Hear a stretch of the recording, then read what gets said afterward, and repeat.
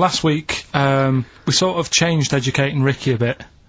Just a little bit. Don't say we. I don't want to be incriminated in it. Well, changed it in a sense that rather than giving you too much information about different things, it's hard to sort of keep it all in. Yeah. I'm giving you sort of information on one thing. So last no, week, because some of your stuff was a little bit too intense. My favourite story was there was a blind girl. She hit her head and got better, and I couldn't take all that in at once. So you should really ration some of the education. We sort of Wasn't last week war-related stories? Yeah, it was war. Do you think of that then? What do you think of that, then? Three things. And it was the French battle.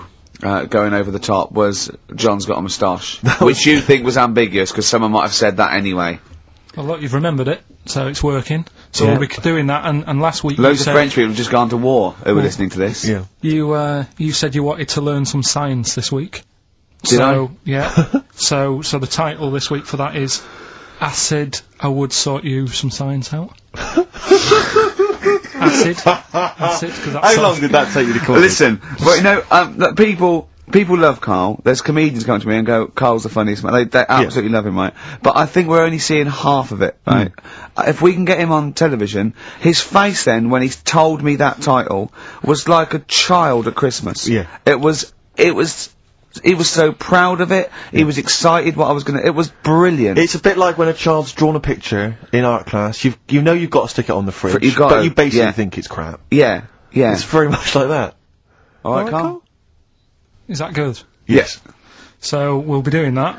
Do we need them? Yeah. Have you got another one? We have got another one. Looking at snails. This week. Do we need snails? Do we need Because I know you're not a fan of snails, are you? Well, after a bit of research, I found some good stuff out about, like, they sleep for 13 years, some of them. Yeah. And that. So we'll be looking into that you later. tried that one. Yeah, I know, yeah. We've got Ritual, Yeah. which is something that I told Ricky about. Yeah, well, last week's was brilliant. It's good to have a flat head in India. It's good to have a flat head in India. That's brilliant. Yeah. Well, that's I'm gonna just play one of my favourite Smith tracks. Can I just make a request? I'd quite like, if we've got time, to bring back, just for 1 week only, White Van Karl. Sure. Because there's some quite interesting topics this week. Oh, is there things happening in the world? There's Because some Karl things doesn't think happening. there is. No. There is a light that never goes out.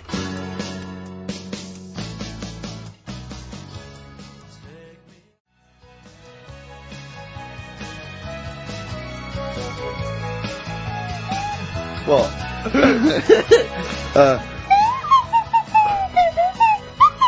Someone's left one of those little things in here. It's brilliant, isn't it? Amazing. What are they called, those things?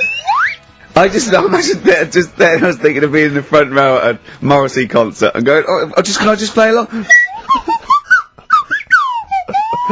They are brilliant. I don't know what kind of sound that is. I don't know. It's only used for when Kenneth Williams yeah, exactly. sees someone undressing.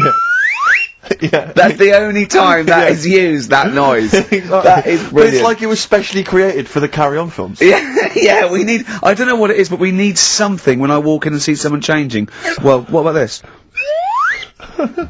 There is a light that never goes out, by the Smiths. I phoned Karl up in the week, yeah, and I said, what are you doing? He went, well, even though it's one of my days off, I'm just doing some research on the web. Found anything that said, yeah, I'm doing science. And then he said, you can get wigs for dogs in Tokyo. That's his scientific fact. And I went, what do you mean, dogs, if they need a wig? I said, if they need a wig, what, dogs going bald?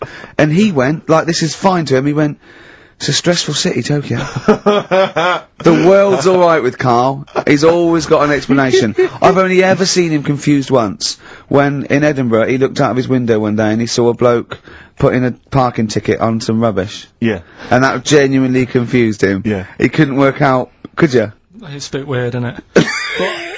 And the woman breastfeeding her 8-year-old child. You didn't like, did you? I don't like that. But, the what's the name? Animals with wigs. I kind of thought, after I put the phone down to you, I kind of thought about it, thought, yeah, it's a bit daft, that. Are you sure he's not the ageing pop group? No. The Animals? But when you think, have you ever seen, like, a bald pet? No. It's weird. What do you mean? Because my mum, we had a cat, we used to get through loads of cats because we lived there. Oh God, it's starting early today, isn't it? What do you mean? It's only 10 past one. What are you doing? No, Running a restaurant? We lived on. Oh Oh God! What do you mean? No, we lived on like a main road. Oh yeah. Right? So we used to get through a lot of them. My dad kept saying, you know, stop wasting money. You know, it's not. Stop wasting money, not wasting cats. Right. So anyway, we had this cat that was ill all the time. And it's just bag of nerves, probably. Yeah, malingerer. Yeah, I'm terrified. I'm going to which house? Rome. Oh God, bloody hell. Rome. Don't let me go to the Pilkingtons. And it, for some reason, it kept being sick all the time. Right? Yeah, that is nerves. That's definitely nerves. So my mum kind of thought, I've had enough of this, and she shaved it. What? Whoa! Whoa! Now I know you're not vets in your family, but what correlation did your mum think there was between you being sick and shaving it? Because it kept being sick, and it was a pain to wash because it kept getting. So she wanted a dry wipe cat. So why didn't you just varnish it? What? It's weird. It's weird. So now he's cold and sick. No, but not all of it. She left sort of the back half, but sort of from its waist, sort of. I love that shaving because it's sick on itself. And it was the weirdest looking thing. I mean, normally I like cats. I'm always like giving yours a stroke on the head and that. Yeah. As soon as she did that, it was like, oh. Yeah. Can't touch it. And then. So now it's sick, cold, and hated. Yeah. Carl. It must have, I mean, the other cats must have been taking the mick out of it constantly. It's just making things worse. Did it get, I'm hoping that it got run over and was put out of its misery. No, I think it got alright, that one. Or is that the... Yeah, it did get run over. It did. Oh, God. Oh. Oh, dear. How many cats do you say you've got through? I'd say whilst I was living at home, I mean, it's still on the increase even though I'm not there. So whilst I was there, probably 5. God. Wow. Oh. Yeah. And were you upset each time, or you just got used to it? It's one of them things, isn't it? Like I've said before, when you first see something, it's a bit of a shock. Do you know what I mean? It's like the Elephant Man or whatever. Yeah. First time you see him, it's that sort of, oh, look at that. Yeah. Do you remember the first time you saw Steve? No, I'm not being funny. Do you remember the first? Yeah, but I've said this before. It's always then you get used to how people look, and you don't. No. I'm gonna burst. You have to play a record. No, but because I just see Steve's face. No, but I've got used to it. Shut up.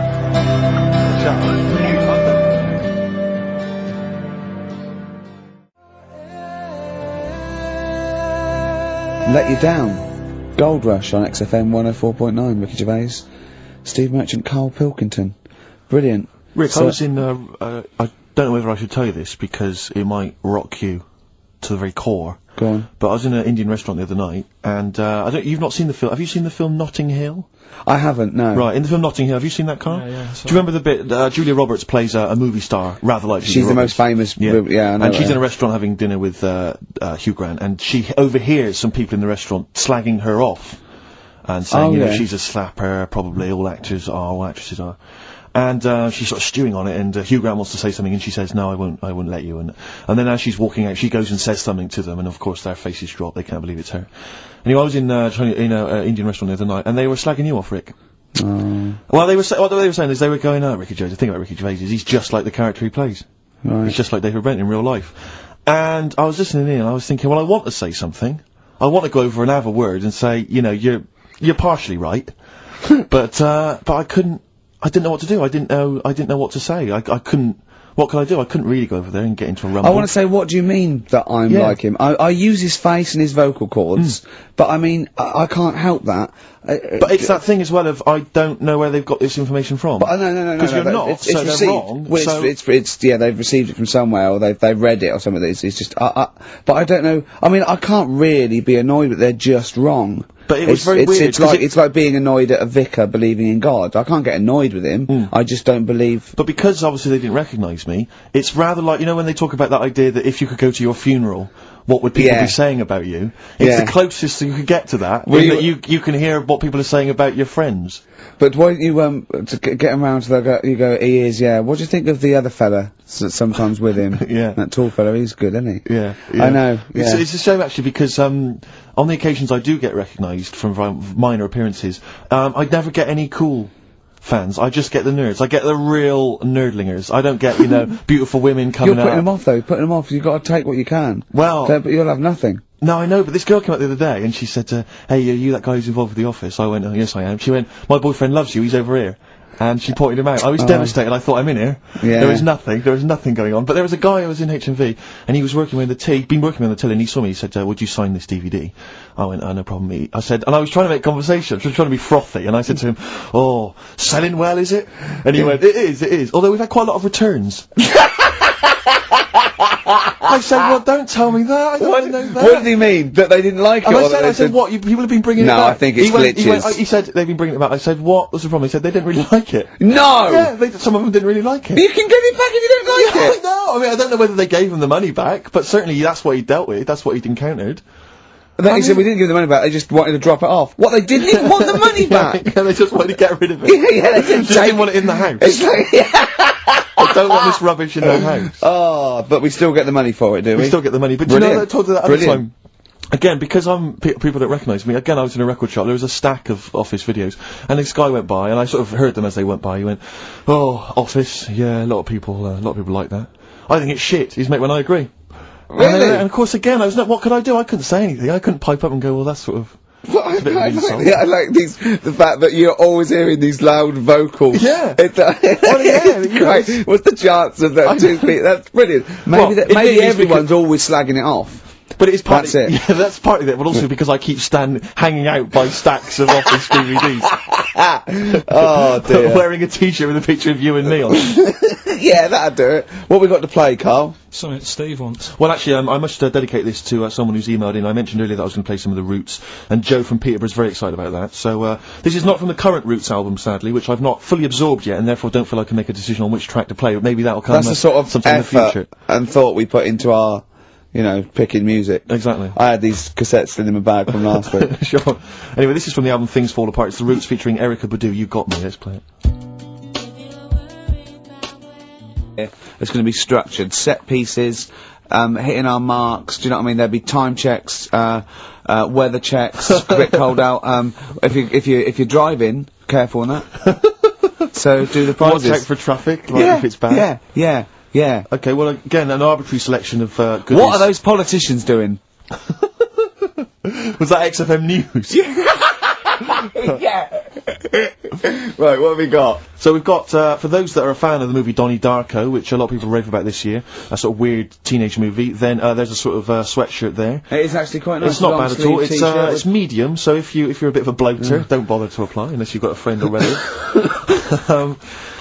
We've also got here a Graham Norton video. Certificate 18. Oh, that's so please don't phone up don't email in unless you're above the age of 18. Yeah. And that's, I think, the best of his TV show. Yeah. Look forward to that. It's a big stiff video, that, isn't it? It's a big stiff cock of a video. Thanks very much. I meant you meant the bird. Yeah. There's also a fairly mediocre British wartime thriller, Enigma, which a lot of people, it was hyped for a while, but it's actually interminable. I've seen it. The first series here of The Kumars at number 42 on DVD. I think that's award-winning, so that's available as well. We've got 2 CDs by the look of it. We've got Pulp's Greatest Hits, which I don't think sold very well, and so presumably they are giving that away. And Johnny Cash's current album, American For the Man Comes Around. There's some good cover versions there. Again, another big sell. A big sell. We're really pushing this. But it's quite kooky. Johnny Cash here does covers of things including Personal Jesus. Oh, right. By Depeche Mode. Yeah. We've got Bridge Over Troubled Water, his version of that. Desperado. And anyway, it's not bad. That's probably the best treat in that bunch. And, right. I'm assuming there's some questions there, Carl. Yeah. Right, here we go. If you're a new listener, the way it works, I'll give you a cryptic clue and some initials, and it sort of makes up a band. Yeah.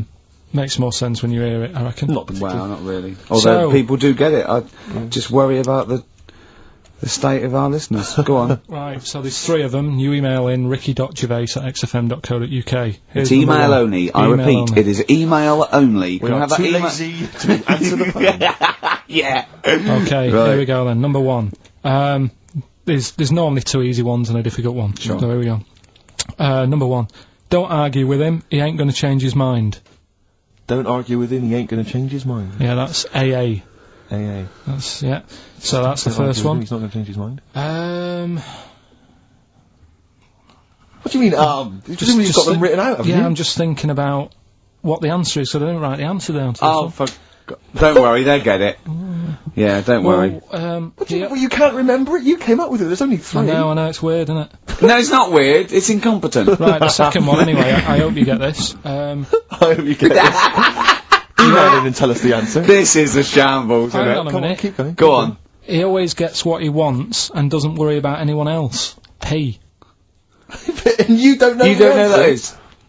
I'm sure it'll come to me once I see it on email. What do you mean? Once they get it, you'll agree with them? I'll know if it's the one I had down as the answer. This is brilliant. Imagine Jeremy Paxman doing that, going... Yeah, University Times. Is that right? Go on. Right, so that's that one. Give us that one again. He always gets what he wants and doesn't worry about anyone else. P. But you're confused. I don't understand how you can be confused. Yeah. Alright, what's the final one? The third one, I'll have to put that woman in the oven. And that's AB. Alright, quickly give us them again. Right, so the first one, don't argue with him, he ain't gonna change his mind. That's AA. He always gets what he wants and doesn't worry about anyone else. That's P. And, I'll have to put that woman in the oven. AB. Alright. Okay. Ricky.Gervais@xfm.co.uk. I'm gonna play a classic track now by Neil Young, Alabama. It's beautiful. Beautiful.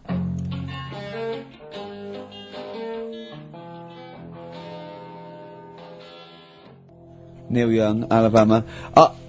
Carl is still confused. He's waiting. He's biting his fingers, waiting for an email to tell him the answer to the clue he made up but can't get. I love that as an experiment.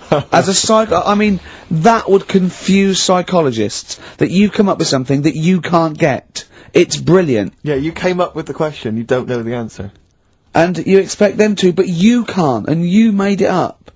Look at your face, like play some adverts.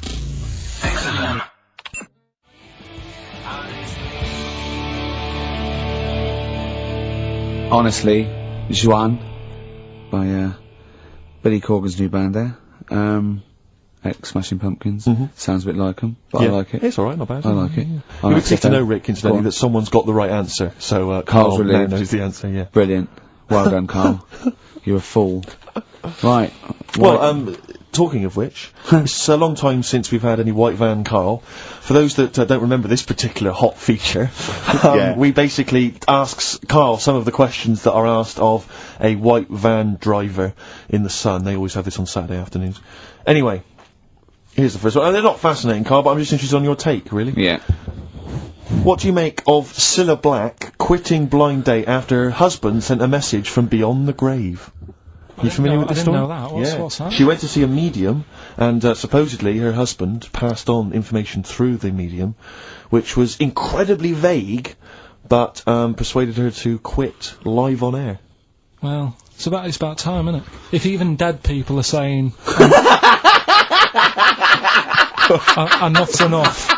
But I'll tell you what, though, talking about ghosts and that, do you know how I'm into them? Yeah. Right? How weird do you think this is, right? Well, it's not true. Before you say it, play a record. No, go on. Go on. Right, it's this woman. I don't even know if it's ghost, really, it's just a bit weird. Sure. Yeah, sure. There's this woman, and she's not a woman, she's a kid. Sure. Okay. Sure. She's walking down, like, a street in her area, it's a nice day and everything's normal. She's walking down, and a woman comes up, cycling past, right? The woman on the bike looks at the kid, absolutely terrified, right? Got a really scary face on her. Yeah. The kid's thinking, why is she doing that? Yeah. Right? So anyway, she thinks nothing of it, goes, I think she was playing in the park or whatever, goes and has a nice day. About 15 years later... Oh, right, yeah. She's, I don't know, I think she was going to work, right, on a bike. She was riding her own bike? Riding her own bike, cycling down the road. Oh, yeah. Looks at the kid. That's the thing that happened, like, 15, 20 years ago. Right. It's her on the bike looking at her as a kid. Right. Not another child. No. So right. It's her, she's seen herself. Carl? I mean, I don't know where to start. Firstly, where's this information come from? But I mean, why do you ever I mean, I don't know what part of that you think can be true. I'm honest, I'm speechless. I don't know what to say. What are you talking about? Bit weird, though, isn't it? But it's not true. It didn't happen. Nothing happened like that. She said it did. Well, then she's wrong. She said she saw herself. She saw herself as a kid, didn't she?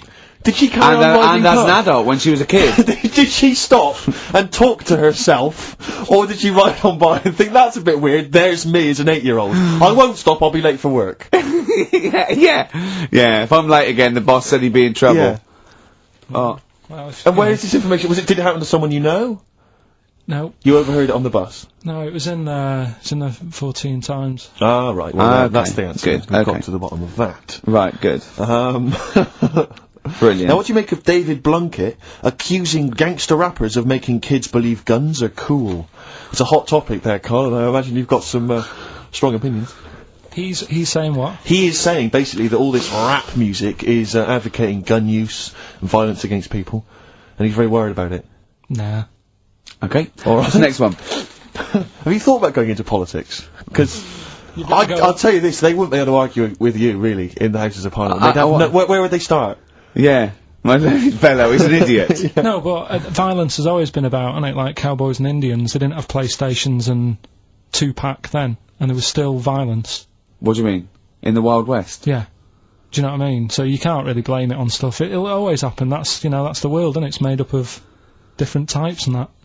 Again, he's right. Again, he's sort of right in a way, in his innocence, in his buffoonery. I didn't hear what he said. He just said there's always been violence. You know what I mean? It's sort Even, of like, dinosaurs, look at them. They caused a lot of and then he trouble. went too far and made himself sound No, like a fool again. but I'm just saying, it's always happened, it always will. Yeah. Don't try and change it. Yeah, just chill out is what you're saying. Do you know what we should do? We should all get on our bike, go and find ourselves when we're little and go, be careful what you do in life.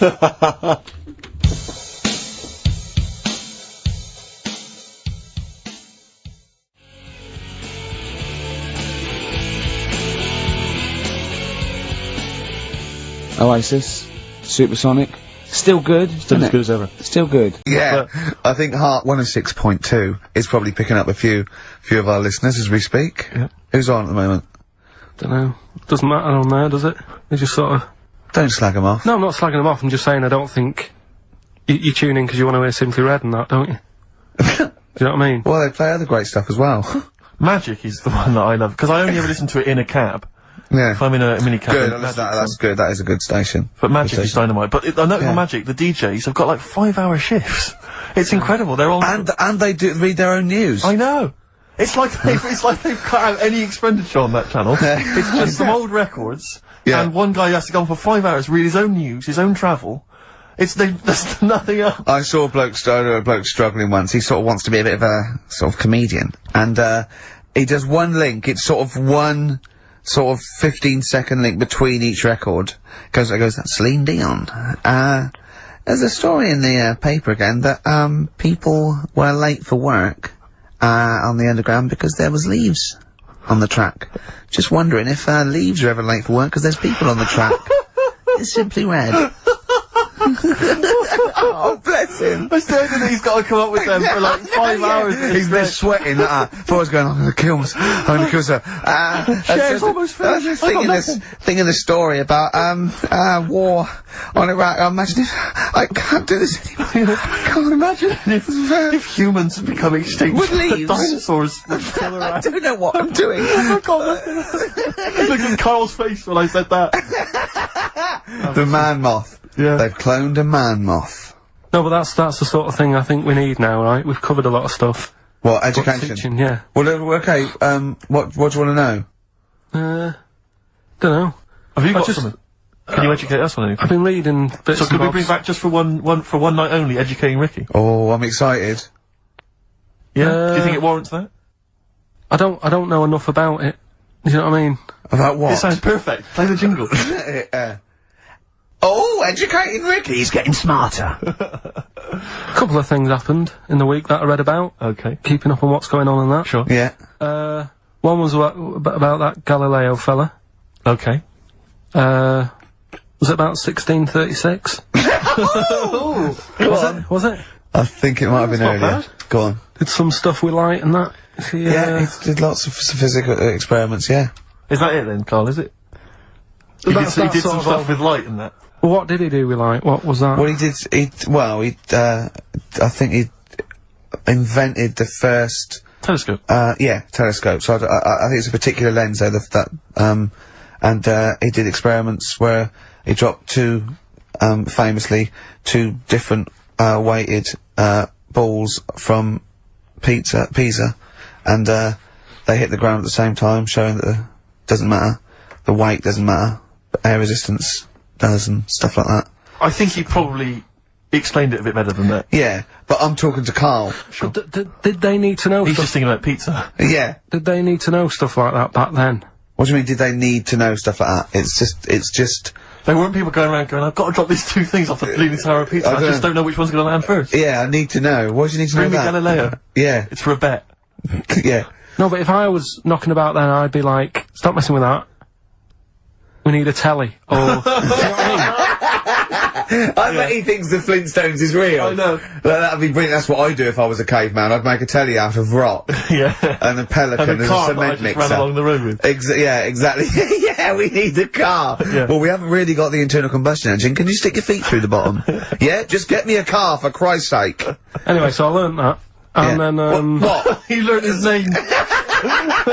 Yeah. Other people I learned the Brilliant. name of this week. Oh, if a chimp could watch telly. Go on, Carl, go on. and there was also a fella in the week who said, that women shouldn't be wearing trousers. Why?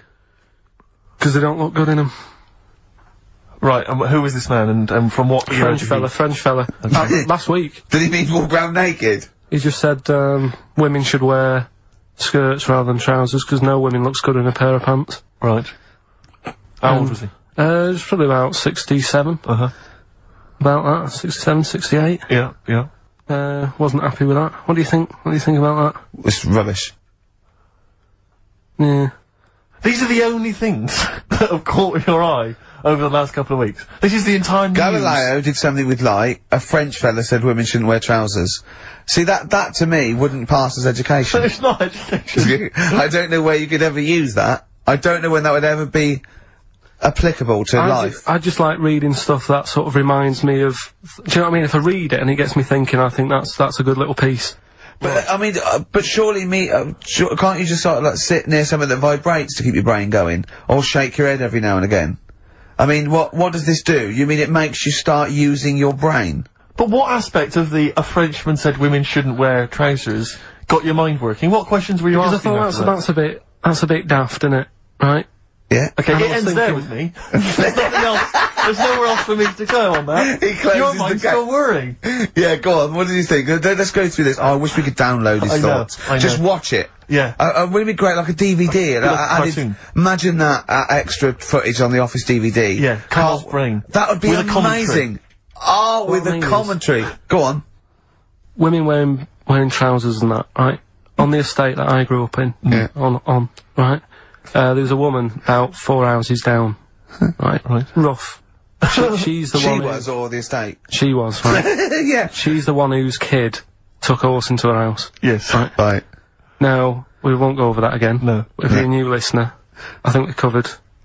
I think they get That's the all you idea need to done, know. Right. Yeah. Now she used to wear leggings. Now they're a bad idea. They are a terrible idea. I agree with you there, Carl. If you're a lady of What the colour? normo persuasion... Were they pink? No, they were sort of black, but with all bits on them. Oh, right. Do you know what I mean? What, Yeah. toast and Just horse bits. droppings. Yeah, go on, yeah. And she used to, she's quite a big woman. Sure. Pauline Quirk, I think Yeah, we well, described her as. Looked like a light bulb when It she was is those bending kind of over in women that are leggings. attracted to leggings. Yeah, I know, yeah. They are drawn to them like a moth. to a flame. Yeah. She yeah. used to wear them, and that's what I remember when I read this piece. And she used to work on one of those sex line things. Right. Right, she used to do that. But What was she, an engineer? the weird thing with her was, she had big eyelids Right. Go on. that were too big, and this is what I was thinking. What right? do you mean she had big eyelids? How big do eyelids have to be for you to go, they're big eyelids? What's she shoplifting with them? Would she come out of Dixon's with, like, radio stored in them? What do you mean she had big eyelids? It was another one of them popular things round our way, do you know, like... What do you mean popular things? They didn't go, oh, I'll tell you what, they're all the rage. Can I get some big eyelids, please? No, it was just like one of them things that people suffered with. Just big eyelids, they could hardly open their eyes. What do you mean? What do you mean?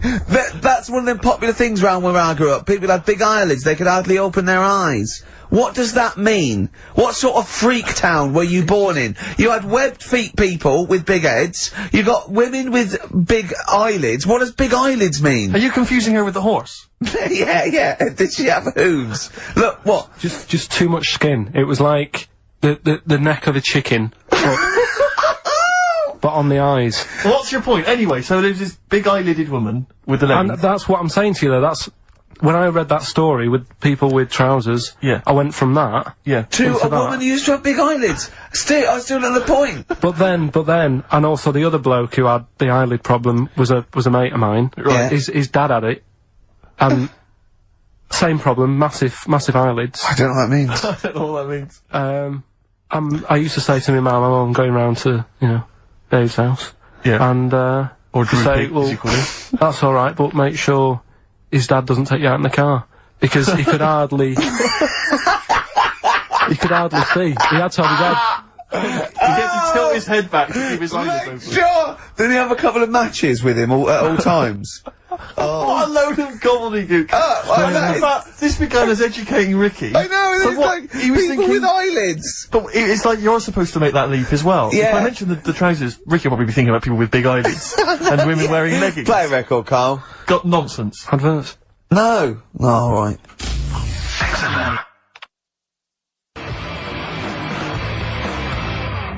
Muse, time is running out on XFM 104.9. Just a couple of emails just to update you on what's coming in here. Go on. Natasha has emailed us. She says that she's of Chinese origin, and at 27 she often got mistaken for 24. So your notion that Chinese people don't age well is obviously factually incorrect. Yeah, well, we didn't need... thank you for phoning, but I mean, honestly, trust us, Natasha, we didn't need you to tell us that. We know Carl is talking absolute nonsense. Wait till you get to 30. Oh dear, no, this is quite a nice email from Paul. He says, let Carl know that I have a Chinese friend called Oi. Imagine the confusing and amusing situations we get into. We're out and about in busy Soho. Does your surname come here?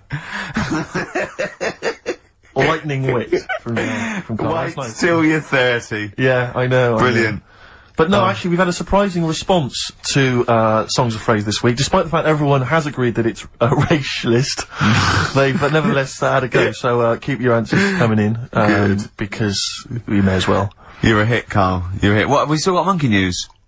Yeah, that's still coming up. Yeah. Later on. We're not doing Cheeky Freak of the Week anymore. We're not. No. No. Don't want to upset people and that. Sure. But there is a good freaky programme on this week. Go on. I think it's on Channel 4. Yeah. Got a woman with a big head on it. No, I think it's BBC Two. Is it? Yeah. Alright, well, look out Unless for there's that. two on, because that would be a great week for you, wouldn't it? Brilliant. Won't be coming out. Is that the one when you said... Go on, say what you said when you saw it. The woman with the head Yeah. just said it looks like a cartoon. I just think... That's so mean. I don't want to discuss No, that. it's not mean. It is mean, Carl. Again, Steve, if we were in a restaurant and I'm arranging to meet her, and I said to the guy on the door, I'm meeting, Lisa, or whatever her name is here. Right. What does he look like? Well, looks like a cartoon. I'll be over there. Do you know what I mean? I don't think he'll get mixed up. What would you That's say I'm about saying. me and Steve again? If you were meeting us?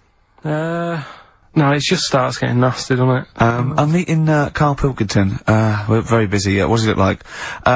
He looks like Charlie Brown grew up. He's got a complete little round bald head, and he's got a gormless look on his face. He's over there, mate.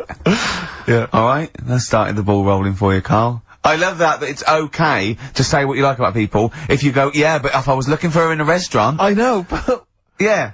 And why have you arranged to go on a date with this woman? Be a good night out. For her or for you? Well, I'd like to have a chat with her. You know what I mean? Just find out what worries her and... You know what I mean? Because some girls People worry like about you. things. Like their hair being a mess and that. Yeah. With her, it's like... Least of your problems. Do you know what I mean? Fine, alright, well let's move on, mate. We're not doing Cheeky Freak of the Week anymore. No. Let's do something nice. Let's talk nicely about things. What's happened nice in the world, Carl? What do you like in the world? When you get up and you go, oh, that was a brilliant day, What do you do when you go, oh, that was brilliant? We had a nice game of snooker. You like snooker, don't you? You and Steve played snooker last week. Yeah, but things are always ruined. Do you know what I mean? I might be having a nice time having a game of snooker, and then, you know, we're having a proper battle, and I'm trying to concentrate on taking a shot, and then you'll say things like, look at his little monkey hand, when I'm going for the black.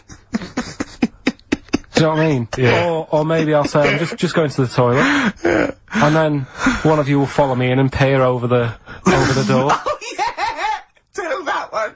That was when you were actually in a cubicle sitting down, wasn't it? Yeah. And Steve Merchant's head appeared and went, alright. And you went, what if that wasn't me? Oh, that was great. Doing a George Michael on me. That is one of the benefits of being very tall. You can look over You can look over the stalls, into lavatories. It looks like a giraffe house. You're sitting down there and you look up, right? And he's peering over the top. Oh, the fun we have. Oh, it's great, isn't it? But anything intelligent. It's like the monkeys. We are like the monkeys. Oh, we are three. I wanted to write a thing for the darkness. I want to write like the new monkeys. Like a TV show. Yeah. Do you want to do that?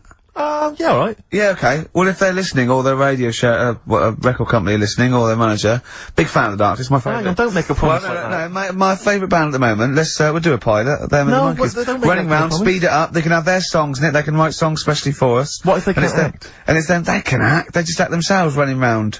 We're getting people like Henry, McGee and that to come in and sort of be the actors, and you know, all those posh actors that appear in Ali G and that. It sounds like a lot of hard work. Yeah? Yeah. Okay, forget it. Knock it on the head. Yeah, let's play Radiohead.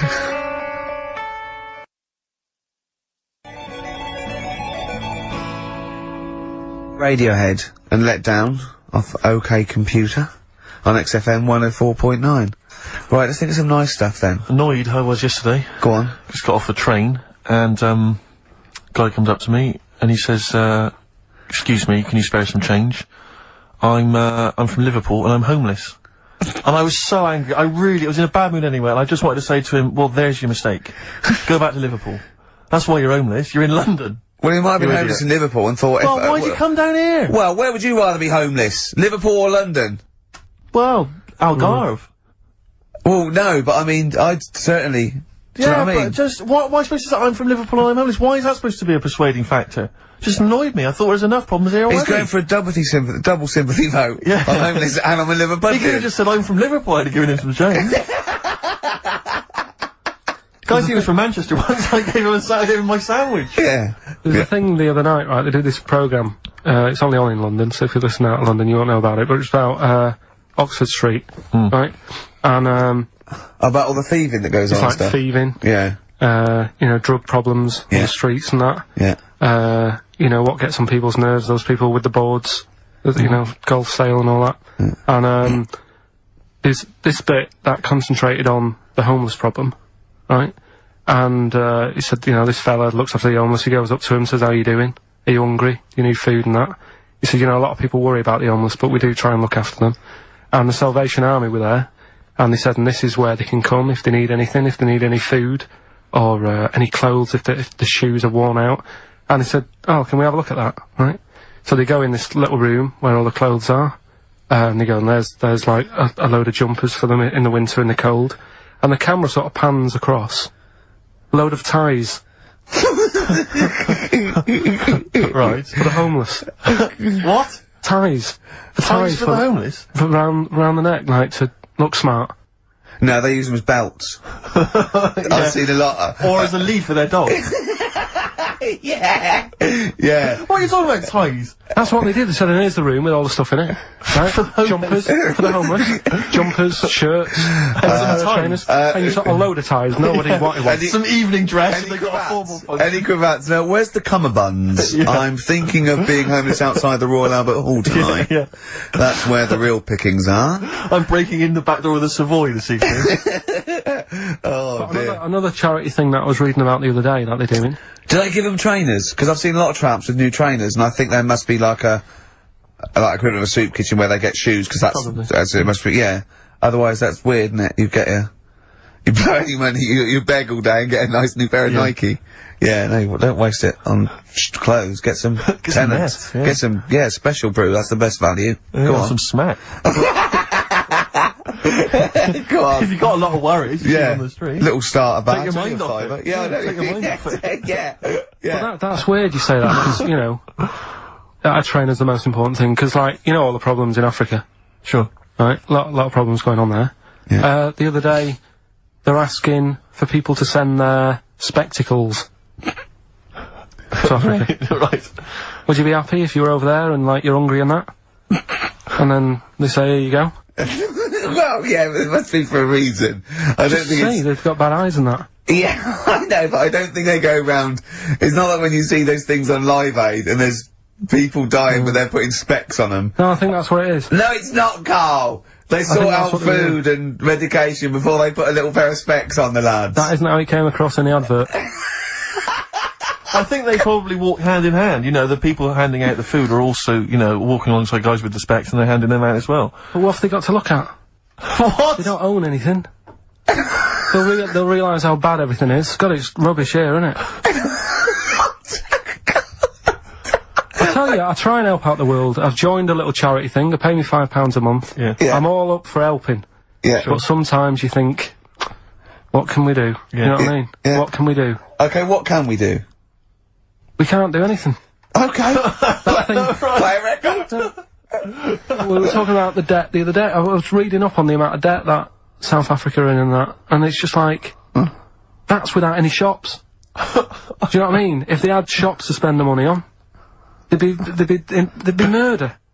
That third world debt isn't because they bought too many smeg fridges from us. It's shopping. Look, who's been shopping? I have. Oh, well, you've gone over the top. You're on a budget now. You're getting nothing but grain and blankets for the next year because you go mental. Who just spent £1 billion in dictions? Oh God.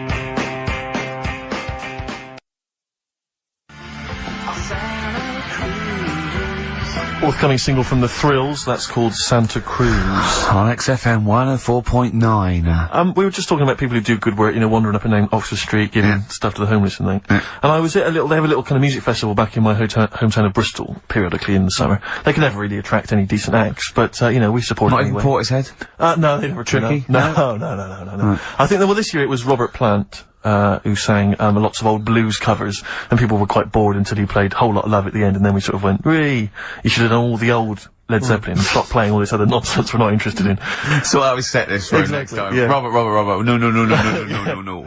But, I was just snuck off into the woods for, you know, a waz, because I'm quite rock and roll like that, and I was passing, and these are a group of people, and I've always thought they never get enough praise, enough credit, and I genuinely, and I mean this entirely sincerely, I really do, I don't mean to be, I'm not taking the mick at all, but the St. John's Ambulance people, they're absolutely blinding, because they all look like nerds. I mean, they all look like they're normally kind of fat women, or kind of blokes. I think you're doing very well for their new recruitment campaign. Well, so, I was going to say, I think you're selling it to people who this is my point, Rick, is that they've not changed the uniforms in like 40 years. And it is normally, it's normally the kind of, the nerds from your school who went into it, or whatever. It's kind of old people. I saw them, they were all sat around in this little area. No one was, you know, nobody just sat around, they were bored, they weren't really enjoying the music. And I thought, look at that, they're not, that fat kid over there, I pointed them out to my mate, I said, see that fat one over there, in the uniform? With the glasses and the hairbrush forward. With the glasses, hairbrush forward, the kind of blue navy jumper. Satchel? There's a little satchel, He is never gonna get off with a girl, probably until he's like 30. And even then it gets to loosen clothes. And even then it's because he's giving mouth to mouth to her. Right, and I thought, he's never gonna get anything. And I'll tell you this, all these trendy young girls walking around in their kind of, you know, cool summer gear, in their trendy tie-dye and the like, I'll tell you, when one of them you know, takes something that's a little bit dodgy that they bought off some guy with dreads, right? And then they're desperate for him, and they zip in there. Oh, quick, my friend's, you know, passing out. She's had a funny turn, and he's straight there with his water and his medication. Oh yeah, they need him then, but he doesn't get any action the rest of the time. You know, and that's what annoyed me about it. I thought they're doing a bloody good job. They turn up at sports events, at festivals. No one gives them the time of day. You never hear any good praise about them, and they're there, sat there, Steve, hot or cold. Tell me the truth now. Did you join the St John's ambulance last week to get some birds? Got no action. Really? No action. And I've been passing some dodgy E's around all the festivals. By the way, your dreads are awful. you can see they're fake. They made out of newspaper. They're awful. You really do look an idiot. But seriously, I'm all joking aside, I genuinely wanted to give some massive props. If I could give some big ups to the St. John's people, because I genuinely, without any joking, I genuinely think they do a brilliant job. Could I just say how good I think the Salvation Army are? Because you see those elderly ladies with surgical supports, a lot of them, all look like Thor Herd. Yep. Well, that's a prerequisite to get into that particular army. And they play that bloody tambourine, rain or shine. Yeah. And they are just, all they're trying to do is, you know, save you from burning in hell. And they don't get any respect. Of the Salvation Army, do they, like, would they have to get called up? Yeah, they'd be, if all other armies... it'd be the Gurkhas first, then all the regulars, then the TAs. I think then it's sort of like police, lifeguards, yeah, but down to I think AA, and then it's the Salvation Army. Right. We send in the Salvation Army, obviously, if you know, really, I've lost a lot of casualties, you know, and they're the last to go. Yeah, but they are all highly trained, aren't they? All those old women, they can kill a man. Yeah, with a single blow. Yeah, yeah. So good to them, good to the John's Ambulance, good to Salvation Army. You know, big up. But I think we should just, you know, if I might introduce a new feature every week, let's just give some props. Let's just give some massive respect to someone who doesn't get enough respect. Yeah. Who doesn't get enough respect? Who's done a blinding job? Mother Teresa. She's gone now. She's gone. She won't be listening anyway.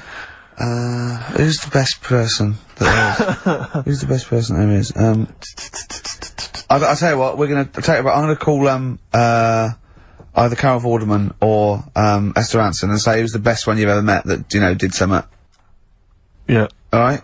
And we'll heap praise upon them next week. Yeah. Great. What?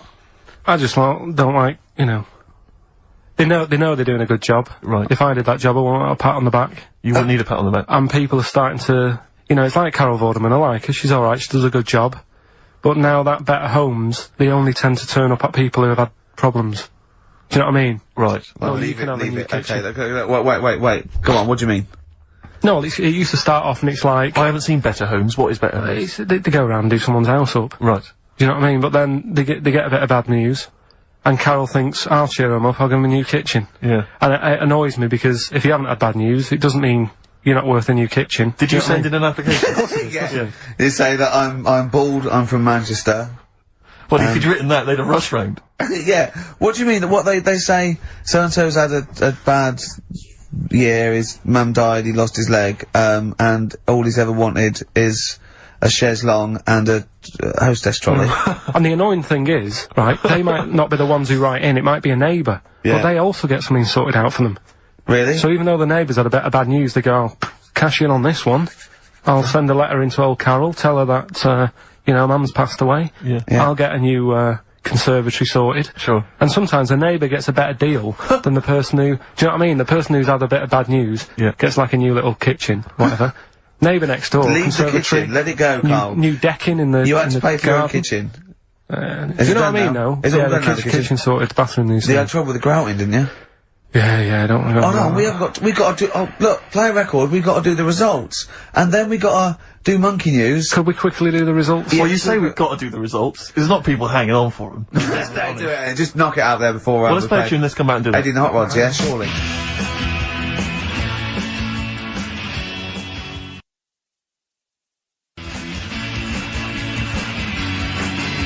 Eddie and the Hot Rods, do anything you want to do? That's uplifting, isn't it? Oh, the drumming. Brilliant. Takes me back, all the way back to 1978 on XFM 104.9. What were you doing? What were your memories? I was actually probably dancing around miming the drums to that in my bedroom. In fact, I remember. Were you nude? No. I remember. I think I had that one on a single, but I'd got it from an old jukebox, so it didn't have a middle. Sure. Right. I think they're called dinked. Right. And so I had to line it up really carefully, and sometimes by the end it would just slightly go out where the record was moving. Where I just had to. Interesting anecdote there. Fascinating. Yeah. What a lovely insight. Since you're right for asking me what I was doing 25 years ago. Yeah. Carl, quick, the results. Then monkey news. I need some monkey news, but I need the results first. Right, play it again and give the answers. Here we go. Songs of Competition. Songs of phrase. Name the artist. Name the artist. I know you're just 16, but looking all of Hue and Cry.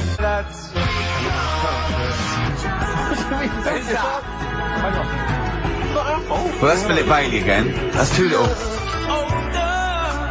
Right, it was... That was Roxette. The look. Yeah. Right, we had, Hue and Cry started it off. Yeah. In 16. That was Dean Martin. Because Jane's Addiction. Yeah. Because Cars. Yeah. Chinese Philip Bailey. Philip Bailey, that's second outing he's had. Last one, we used him for Chinese, where there was a hairy Chinese kid. He's never got so many royalties being used in racist game shows. Brilliant. Then Roxette and finishing with George Michael. Oh dear. So. Brilliant. Right. Who's the winner? Well, the winner, actually, it looks to me like he's got all of them here, from Bognor Regis. It's Stuart Birch. Well done, Stuart, and you get that bag of tat. Bognor Regis. Yep. Oh. Just need his Takes me address. back as well. Yeah, if you just email in your address, Stuart, and you can have those goodies. If you're not interested, don't bother. Steve. Oh, chimpanzee that monkey news. Okay, monkey-related news from Karl Pilkington. Right, do you know the monkey that went into space? Yeah. Yep. It happened in 1958. Right. Now you know that. Yeah. Yes. What did he do next? What did he did the do monkey do next? Yeah. One appearance on Celebrity Squares and it was like forgotten. Right. Yeah, cut a novelty record. Yeah, just like Rick Waller. I'll tell you what happened. He got back and all that. Heroes welcome. NASA sort of said, you know, you did a good job. And that's where a lot of people think, you know, it all ended. Sure. Yeah. But NASA were like, well, hang on a minute. We spent a lot of time, we've trained him up and stuff. So he's like, you know, he's saying, sure, you know, I've learnt a lot, I've still got it all, I've kept it all, I know what to do. So they said, right, we'll use you. So he turned into, like, a bit of a trainer at NASA. We wanted to send you out on the top of an organ. yeah. Put on this little bellhop outfit. Can you smoke fags? Yeah. I'll have a go. So they were getting in new monkeys. You know, the main man at NASA was saying, can you teach these the same? He's going, of course I can. Do you know what I mean? I remember it all, I know what's going on, I'll tell them what button to press, what to do in emergencies, that sort of thing. It was technically sort of employed by the army. Right, can I just fit in here? I don't know the story, Carl, and I might embarrass myself here. You've got an army of people out there that will probably send me an equally deranged email from a different website, but I'm pretty sure when they sent the monkey into space, it was to monitor his physiology. He didn't press any buttons or learn to dock or take off. It was just the effects of weightlessness and space on, basically a primate.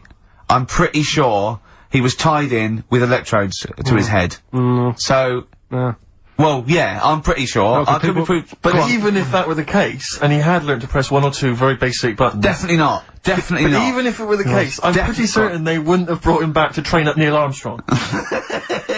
Right, definitely. Go on. Him going, Neil, what are you going to say when you come out there? Yeah. I was thinking of just saying, hello, I'm on the moon. Hello, it's made of cheese. Don't say that. What about, I've noticed that you got little legs, right? But mankind straightforward. Well, how can I put that? I was just going to say, hello, I'm on the moon, it's great to be here, wish you were here. I've got to think so Hi, about that. Mum. Yeah, go on. Anyway, basically he got back, they sorted him out with a nice pension. He was happy. Because of, like, the rank that he got, he was like, you know, he had loads of, medals and stuff. He said, right, we'll make him a colonel. He got that. Like I say, he got a pension. How does it end? He died in 1969. He was buried with his wife. He passed away. His wife. I'm sure it just goes on to a different website about something completely different. And Yeah, you're talking about Buzz Aldrin. Yeah. His page is missing. Oh dear. So. Well,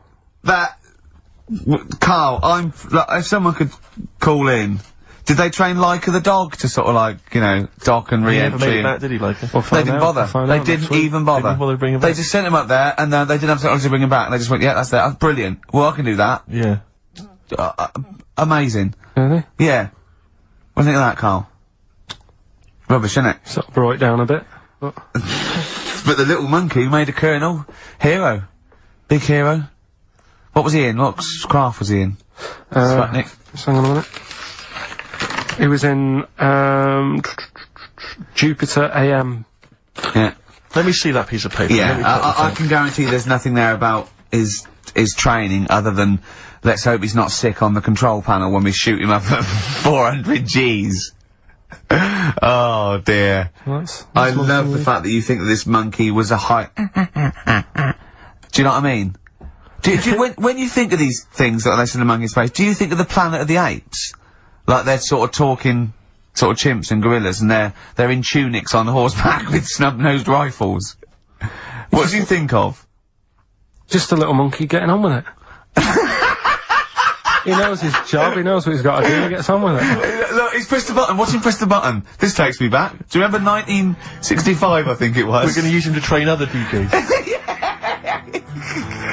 That's it then. Goodbye. Thanks. Cheers. Cheers. Here we are then. Ricky Gervais, with me, Steve Merchant, and Karl Pilkington. Raring to go. He's a bit grumpy, Karl.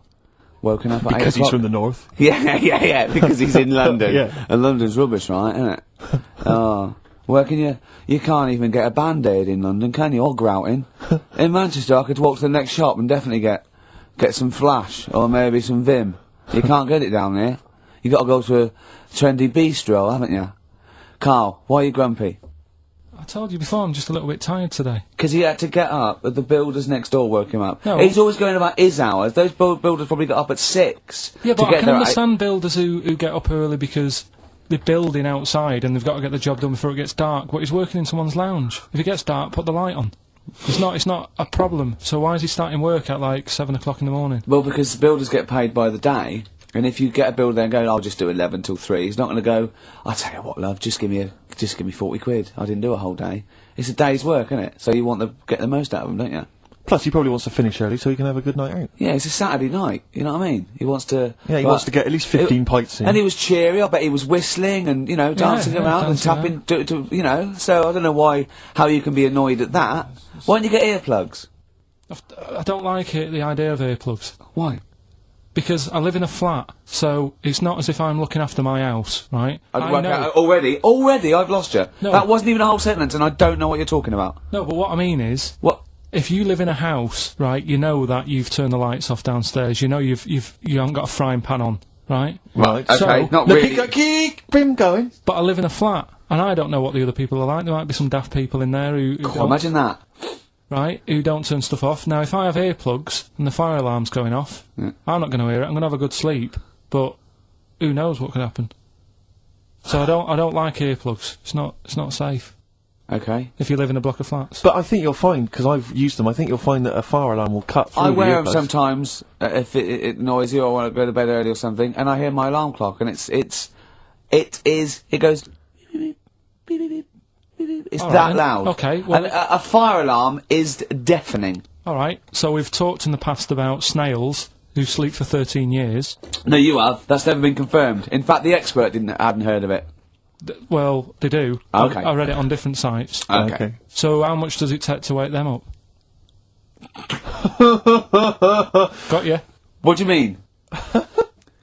Well, they sleep for 13 years. Yeah, but it's probably. But I don't know what you mean by sleep. It's not the same sort of pattern that we have in a mollusk, is it? There's different. What is sleep? It's when you're sort of shut down, and But they can estivate. They can actually literally no, but shut they didn't down. say like, that. They said they sleep for 13 years. And if, I mean, have you ever had like more than 10 hours sleep? Yeah. Feel really groggy. Well, no, I feel good after 10 hours sleep. I feel rough. I just was thinking what a snail would be like. Be like, oh. Be even slower than normal. Be even slower than you. Play a record. Well, anyway. Things like Radiohead to play. We got Feeder. We got Teenage Fan Club. You know, we've got 2 new competitions, Steve. Go a on. great one coming up. A film competition. I'm excited. That's great. And a music-based competition. Is it right to say that Rockbusters is no longer? We've still got Rockbusters. Really? It's hanging on by the Oh, skin of what? its I teeth. thought we got rid of that. I genuinely I thought we'd all agreed that we got rid of that rubbish. No, No. I think we should do it. I think people like Nobody it. wants it. Nobody wants it. It's because he got his name in Heat now. It's No, Ricky Gervais, honestly- Steve Merchant, and Karl Pilkington, and the Heat said they like Rockbusters. That's why. Carl, I thought we had a He's meeting and we pandering. agreed that it was not going to happen anymore.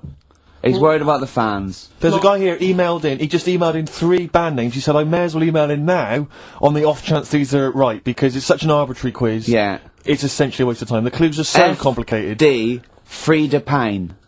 That was a classic. That was a classic Rockbuster, wasn't it? When they start getting a bit ridiculous and that, and people aren't getting them, Oh. then we'll. You can't drink that pop now. Shaka Khan.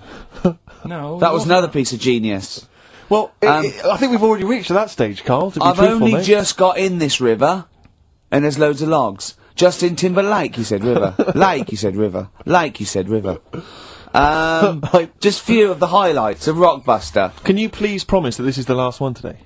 Because it's really, I think it's bringing the show down. Steve, he can't promise he'll remember the answers today. How can he promise what's going to happen next week? I still think it's got legs in it. Let's just see how it goes next week. You're not going to bring it back next week. It's got to be finished. We've got to put an end to it. We've got to give it a sort of final sending off. Okay, I'll tell We've you got what. to smother it, Carl, for its own I good. do want to trial this new film quiz we've got because it's. I mean, I'm excited. I think it's the best competition we've come up with. To be quite honest. I mean, Carl, you agree, don't you? It's all right, yeah. Yeah. It's a film-based quiz. Right. We'll play you a clip from a classic film. I can tell you the film we're going to play. It's The Sixth Sense. Right. And there'll be a question afterwards, and you can win The Sixth Sense. On DVD. Yeah, not the ability to sort of tell when someone's behind you, but just No. the film. You know. Do you believe in sort of like extrasensory sort of perception and stuff, Carl? Ghosts and that. Yeah. Yeah. Of course you do. Of course you do. Not ghosts, no, the fact that people maybe can sense, beings. There was a woman in on the Christian's breakfast show, right? Yeah. Blind woman. Right. Clairvoyant. Is that her name? Forgot. But she was a bit useless. She's a bit useless. I'm always worried about what's going to come out Yeah, of I'm Carl's worried mouth. what you mean. What? Do you know what I mean? She's a bit rubbish at being a clairvoyant. Yeah. Right. I mean, I think if you're not that good at something, don't go on the radio and do it. Carl, you better leave. So, what... Sorry. Well, she was saying, So like, what was the relevance of her being blind? What was that for? What did you I tell me? just thought it was a bit weird. I think she was using that because the fact that she can't see living people, but she can contact the dead ones. Yeah. I'm when so sorry, this is XFM No, but I'm just 104.9. Once listening again, to you. Carl's opinions do not necessarily reflect anyone. Those of any human being. Any other person alive today. Sorry, Yeah, Carl, but so listen- how did she demonstrate her clairvoyance and why was it not very convincing? She was sat in the chair you're at, right? And people called up and I said, sensed that. Weird. they called up and they said, right, can you have a word with me gran? Yeah. And she goes, yeah, she's dead, isn't she? And it's like, yeah. He goes, oh, and everyone's like, oh, she knows her stuff. It was 50-50 to be fair. Yeah, and especially with a gran, because the person sounded about 35, so the chances are Yeah. they haven't got a gran anymore. Yeah. And it was just Unless stuff it's the like, fellas from Busted, because they, in the year 3000, they've only got to a great-great-granddaughter, and that's 1,000 years, so presumably, you know, they can live a lot longer. yeah. I just wasn't convinced anyway. I don't want to diss her, because, you know, she came in and she did her stuff, and if people believe in it, I'm not going to put it down, but it just was a little bit You odd. believe in it! You just think she didn't have the real power, as opposed to it being rubbish. No, whatever. But yeah, I don't know what we were talking about there. So we've got the film thing going on. I don't know what we were talking The about. film. What were you talking about earlier about glasses as well, and Steve taking his glasses off? What was that? What are you saying that in front of him now for? Was it an insult? It wasn't really an insult. but Carl, I what don't- were you up to? No, what was it? I genuinely don't remember. I genuinely don't remember. Right, Steve, I'm not having a go. Right? Just saying how people, it's a bit weird that you've got glasses because you've got a good pair of eyes on you. Right? That isn't an insult. What were you talking about, though? What was it? Why did It was the fact that people who wear glasses always look a bit weird without them on. It's like, you know, they should wear glasses. Okay. Why did we get round to this? What was we talking about? What were we talking about? I don't know. I don't know. I don't know what that was. It sounds like an insult, even it wasn't intended as one. It wasn't. It sounds like an insult, Carl. It does, yeah. No, it wasn't. I But should be allowed to punch you every time you insult me now. No, but I'm not Oh, I'm having a doing go. it. I'm going to give you a dead arm. Look, Steve, it's you. You always even if it wasn't, you intended it to be one. What you... Oh, that was real. Play a record. Yeah, but... Ricky Gervais with me, Steve Merchant, and Karl Pilkington. I sometimes wish you spoke like that for real, because I wouldn't leave the studio with a headache then. There you are, see? It's just come stinging back. Oh, dear. A lot of people I meet them in the street, they go, I wish I was Ricky Gervais's mate. No, you don't. Let me put your mind at rest now. You're not missing anything, am I right, Carl? Who says that walking along the street? No, people, with that shout element it. said. They shout it out. What are you thinking? Oh, just thinking. I wish I was Ricky Gervais's mate. Well, No, I've met people that are friends of there we friends. go. Or... He must be fun to be Yeah, with. exactly. In an enclosed space. Yeah. Yeah, in an echoey small Oh, space. imagine sharing a prison cell with Ricky. Oh, that'd be good, wouldn't it, Carl? Oh, that would be fantastic. Well, I'd be the daddy, wouldn't I? I hate it. The suicide rate in the prison would shoot through the roof. Yeah. Now come over here and suck mummy's. Now listen. What right? do you reckon, Carl, to being Ricky's friend? Did you find that an exhilarating experience, something that you enjoy and look forward to? It's alright for about an hour, and then anything over that is when he's just messing about and he wants to hit me on the head with a tray. We went for lunch yesterday, didn't we? That was more than an hour, wasn't it? Yeah, And we had a drink in the week, didn't we? That was more than an hour, wasn't it? that was a good... Is he okay when it's just the two of you? Because I find as soon as there's a third person, Well, yeah, just to give he you... just starts showing off. Well, there's a little bit of that, right? But I went out with Ricky, like you said, right, for a drink in a week. And, I went home, and Suzanne, my girlfriend, said, where have you been? I said, I've been out for a drink with Ricky. Hey, you've been out for a while. What have you been talking about? I sort of sat there for a minute and thought, there's nothing that I can tell her we've been talking about that she'll show any interest in. She said, well, you must remember something. I said, I can't. She goes, no, something, just anything that you were talking about. What are you talking about? I said, right. The one I remember, one of the topics that came up was, imagine that the only way to have a kid was you had to sleep with a squid. How many kids would you have? I would say it was the future and the squid taking over. The only way they could do it now was like filter. You had to sleep with the squid. I was going, would you? He's going, what do you mean? I was going, would you? He said, there's not a time he hasn't gone home with a conversation buzzing in his head that he got confused about. Would anyone want a kid that much?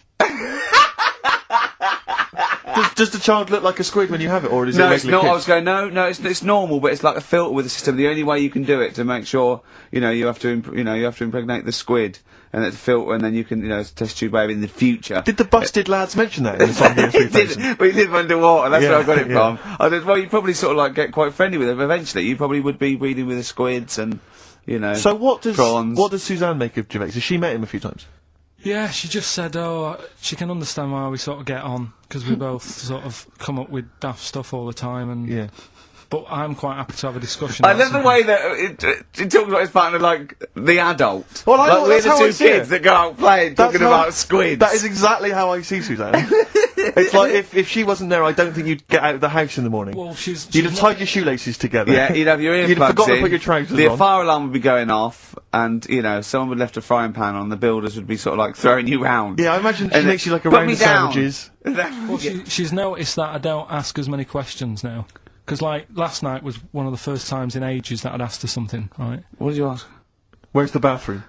No, right, do you know, like, I'm always thinking stuff when I'm bored, right? if it's when I'm washing up or what have you. Yeah. And last night, she was watching that Midsummer Midsummer Murders. yeah. Midsummer Murders, right? I don't like it. I think it's rubbish, right? So Another thing you've got in common then. No, but do you know what I mean? But I'll let her watch it. Yeah. Do you know what I mean? She really likes He it. was so- standing, he's watching the microwave, she was going, Carl, no, Yeah, this is exactly. the telly.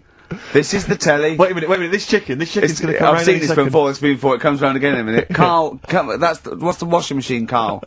So she's watching it, loving it, and that, and I'm bored because it's just it's a boring program.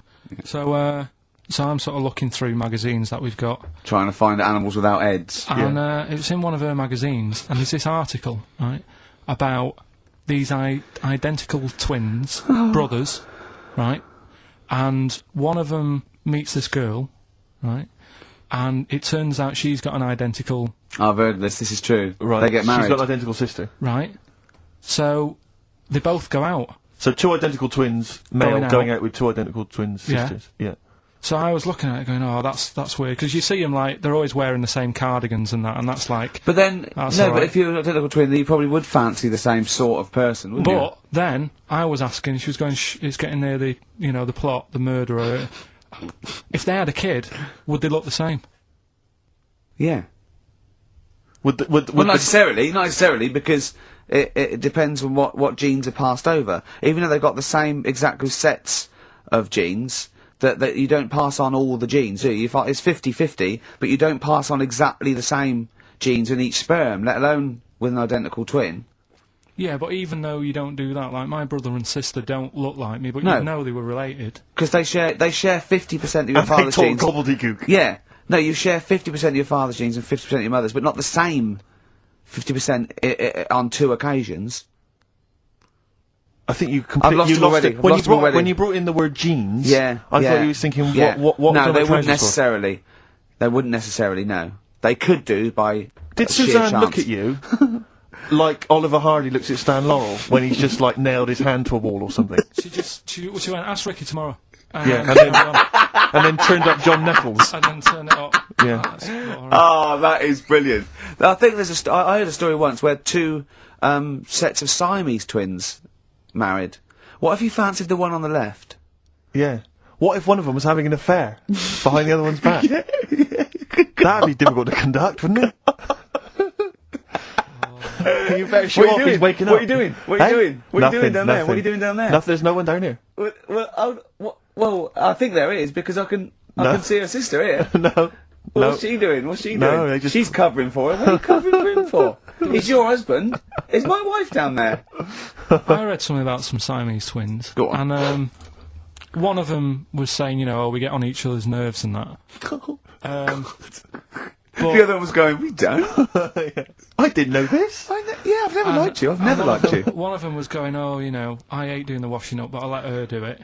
And the person doing the interview said, well, why don't you help out? Just dry up and get the job done quicker. And she was like, no, I can't stand it. I prefer just to hang around there and wait for the other girl Yeah, to do the washing up on her own rather than help and get the job done. sure. It's selfish. Well, there was one set of Siamese twins. One had a job and the other one didn't. That's ludicrous. Yeah, the other one was unemployed. The other one had a job. She had to go to work. She had to get up at 6 o'clock on her day I'm off. supporting you, literally. Yeah. Then they get done off the social for sort of... Yeah, because the other one was signing on. With me, Steve and Carl, just having a whale of a time. Both of them, they love being in this room with me for 2 hours. That is their favourite part of the week, I think, isn't it? I haven't said that, but I'm assuming they love it. Right, competition time. Brand new competition we come up with. My favourite we've ever done, I'll be honest. And the great prize, the 6 cents. You get a clip of a great film, and then you get to keep the great film. Now, I'll just explain this competition.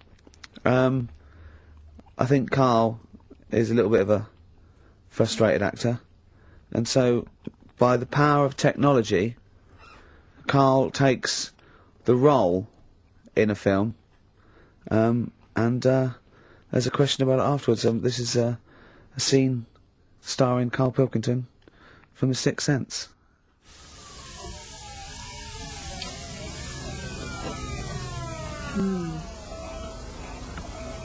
Jeez, I hope nobody got hurt. Be alright. You're very quiet. I'm just thinking about stuff. That's all.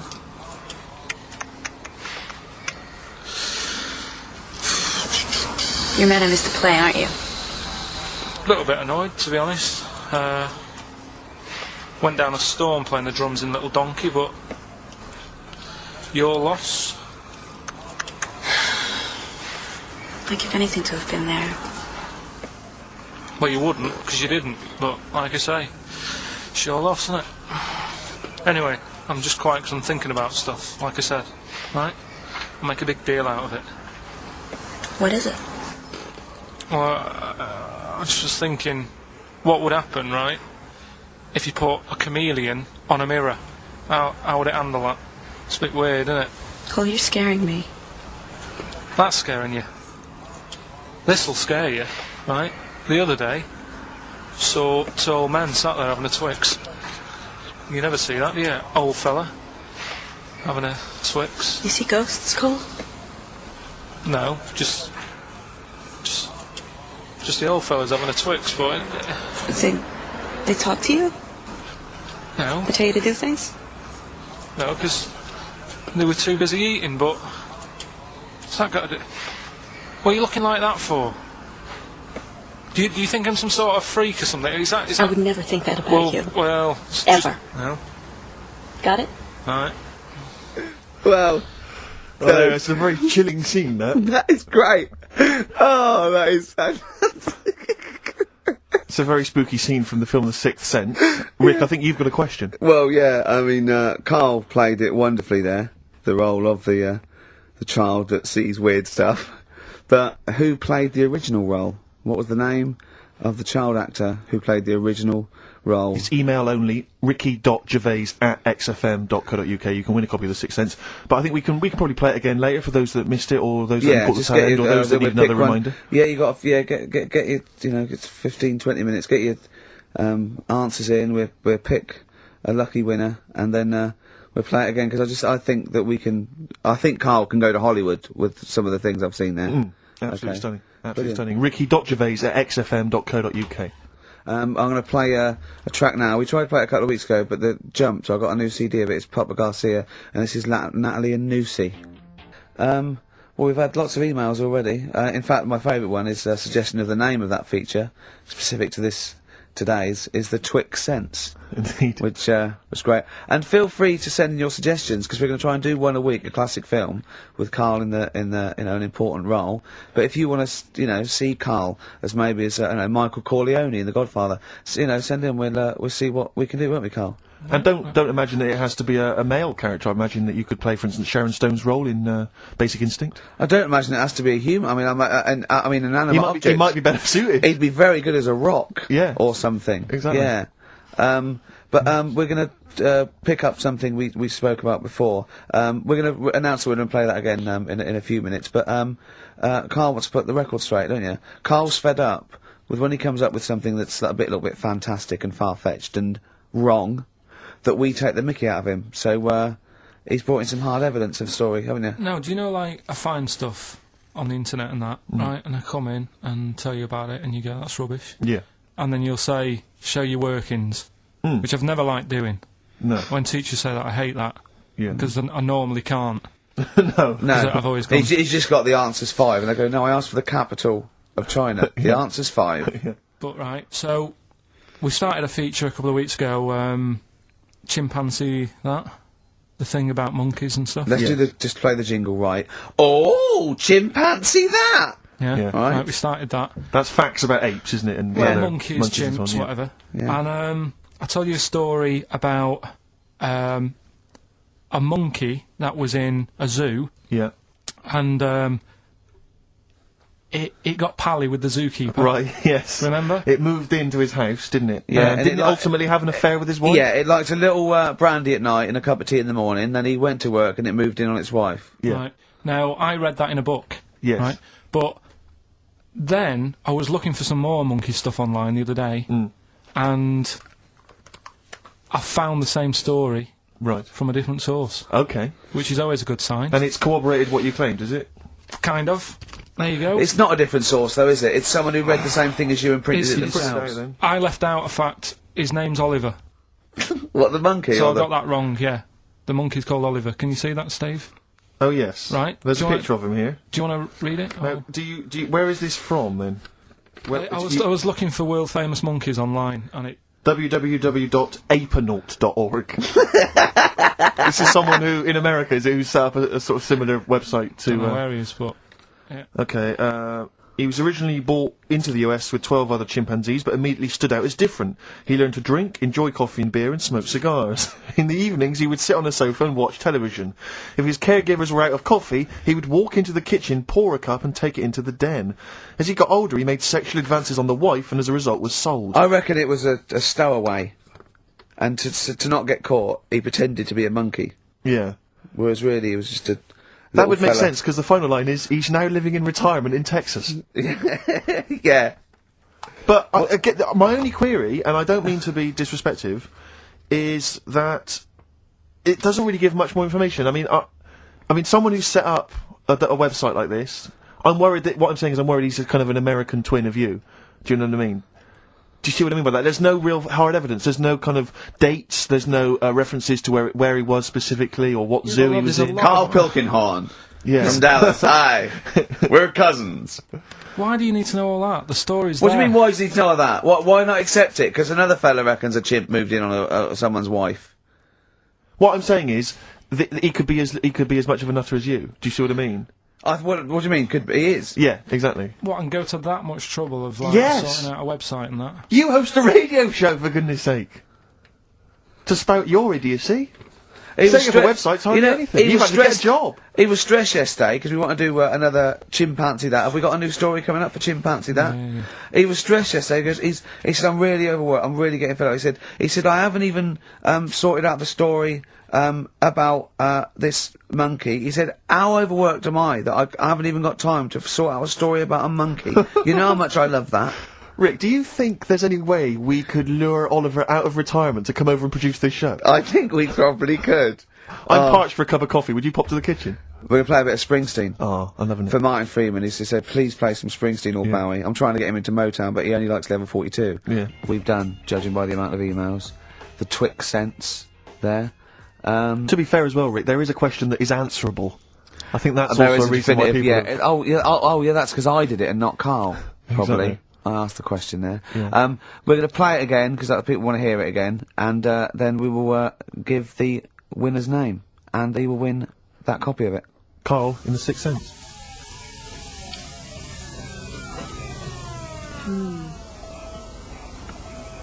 Jeez, I hope nobody got hurt. Be alright. You're very quiet. I'm just thinking about stuff. So.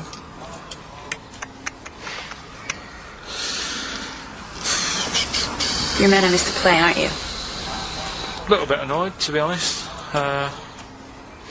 Went down a storm playing the drums in Little Donkey, but your loss. I'd give anything to have been there. Well, you wouldn't, because you didn't, but like I say, it's your loss, isn't it? Anyway, I'm just quiet because I'm thinking about stuff, like I said, right? I'll make a big deal out of it. What is it? Well, I was just thinking, what would happen, right, if you put a chameleon on a mirror? How would it handle that? It's a bit weird, isn't it? Oh, you're scaring me. That's scaring you. This'll scare you, right? The other day, saw two old men sat there having a Twix. You never see that, do you? Old fella having a Twix. You see ghosts, Cole? No, just the old fellas having a Twix, but They talk to you? no, They tell you to do things? no, because they were too busy eating. But what's that got to do? What are you looking like that for? Do you think I'm some sort of freak or something? Is that I would never think that about you. Well, Ever. No. Got it? Alright. Oh, there you go. And so the question was, who played the original role of that kid in the car who saw strange things? And the answer is Steve. Haley Joel Osment, of course, Yeah. who is a talented young performer, but I don't think really has anything on Karl Pilkington, who I think made that scene even more chilling and more atmospheric than the original. Definitely. And we'll give this to, let's see, I think it's Francis Marnie, who's emailed in. He or she said, I don't know if it's a he or she, but says that basically... I is male and he is... No, Oh, well, I think it's I a is female and... Frances or I don't know, anyway, that could be a fake name, who knows. But let's assume it's a he. He says he's a sad little nerd who, it was his birthday yesterday, and only his mum remembered, even his best friend forgot. Definitely a bloke.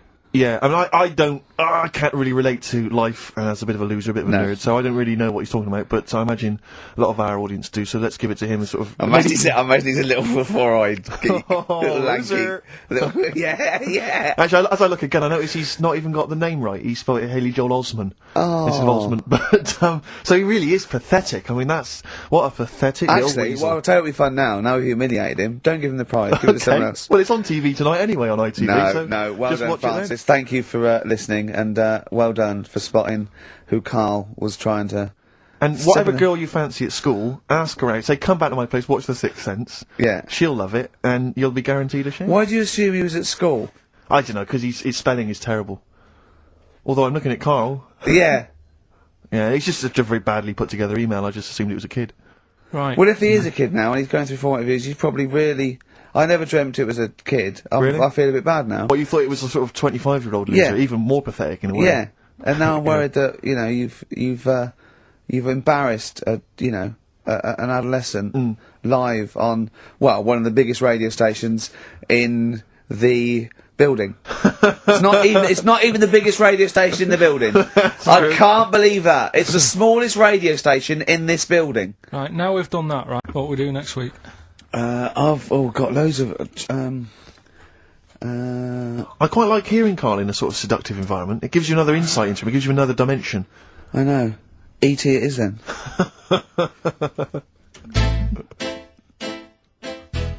So, it was just like, Rocky or something. Shall we have a wrap-off, maybe next week? Yeah, The three of us. Yeah. Let's try and, master the art of talking civilly to each other first, before we start making it rhyme. Oh, Rockbusters, Karl? Yeah. I'm not a champion of Rockbusters, as you know, but I think it's overstayed its welcome. But I'm I think Karl's just giving the fans what they want here. Okay. It's a popular thing, isn't it? Got some good prizes. The press are behind it. Let me tell you what the prizes are. It's a dance music compilation, Cream Trance Anthems 2003. We play a lot of trance on this station. I put that on quite a lot and danced to it myself. There's the original motion picture soundtrack to the forthcoming film adaptation. When you've seen the film, I'm sure that will mean more to you. You like that, don't you? It's a good movie, yeah. Nicolas Cage playing himself and a twin brother. And it's written by it's directed by Spike Jonze. Joined at the, what? No, they're not joined at the hip at all, or at the face. And we've also got the best one-hit wonders album in the world ever. What have we got on there? We've got things like The Crazy World of Arthur Brown, brilliant. Nana, 99 Red Balloons. The Rembrandt. In fact, it kicks off with Nana. Sure. That's followed up by I'll Be There For You, the theme from Friends by the Rembrandts. Yeah. And of course, Breakfast at Tiffany's by Deep Blue Something. Brilliant. Deep Blue Something. Is that the worst name ever? I think it possibly is. No, Sixpence None the Richer. Sixpence None the Richer. That's a pretty bad name. Okay, again, I know we've got a lot of chill-out fans who listen to us, so the best chill-out album ever. Yeah. Bear in mind, of course, all these prizes collated by Karl from, I guess, people's drawers. Yeah, looking in a drawer. Oh, dearie me. What is it? The only thing probably worth having is I mean, it's topical, if nothing else, Karl. A 7-inch by the White Stripes. Merry Christmas from the White Stripes. That was their exclusive Christmas single. So, if that's early, isn't it? You get that. It is worth a lot of people have got to wait 11 months before that's released. Yeah. Or is it last Christmases? Exactly. And I have never heard of this DVD. Go on. I like to think of myself as being fairly familiar with TV and films, but I have never heard of Stephen King's Rose Red. Welcome to DVD. a place evil calls home. And it's on DVD, it's certificate 12, so don't imagine anything too shocking. And it looks appalling. Is Rose Red Mansion truly haunted? To find out, Professor... Okay, we've got the gist of it. They're not very good prizes, they're cobbled together, but if you've got nothing better to do, call in if you know the answers to these clues. It's Rockbusters. Let's not let them call in, Rick. Please don't let these people call in. No, they're not calling in, it's email only. Karl, don't interrupt me. I'm just... ricky.gervais@xfm.co.uk. Email only. I can't stress that enough. We just don't want to speak to you people. Right, go on. Right, so I give some initials out and a cryptic clue, and it makes up the answer and that. Well, sometimes it does, yeah. Go on. There's two of them, there's a new aspects, which I'll explain about in a minute. Oh, so, the first one is, cryptic clue is, well, if he would have been wearing an helmet, it would have been alright. And the initial there is B, right? So, well, if he would have been wearing an helmet, it would have been alright. That's B, right?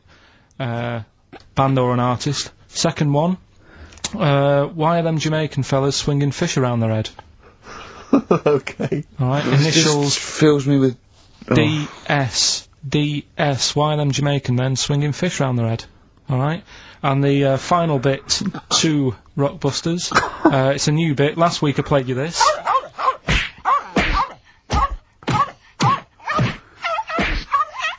His face goes along with it. That's someone beating up a dog. That was Smack My Bitch Up, right? So, here's some sound effects and that, and they make up a song. I can listen to him talk all day. Let's have a listen to the effects.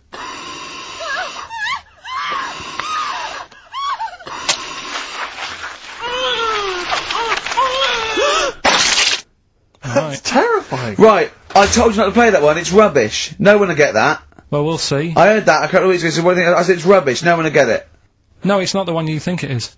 Ah, right. So, email in ricky.gervais@xfm.co.uk and you win that stuff. I'm a little bit confused. I'm here. I've heard what you're saying. We've discussed this in the past. I don't know what's happening. What's that?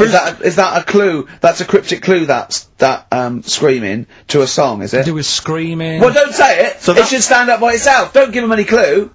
Hang on a sec. So this is the name of a song. It's not a band or an artist. Yeah, the sound effect. So the first two are bands or artists, and the last one is the name of a song. I said we should abandon this.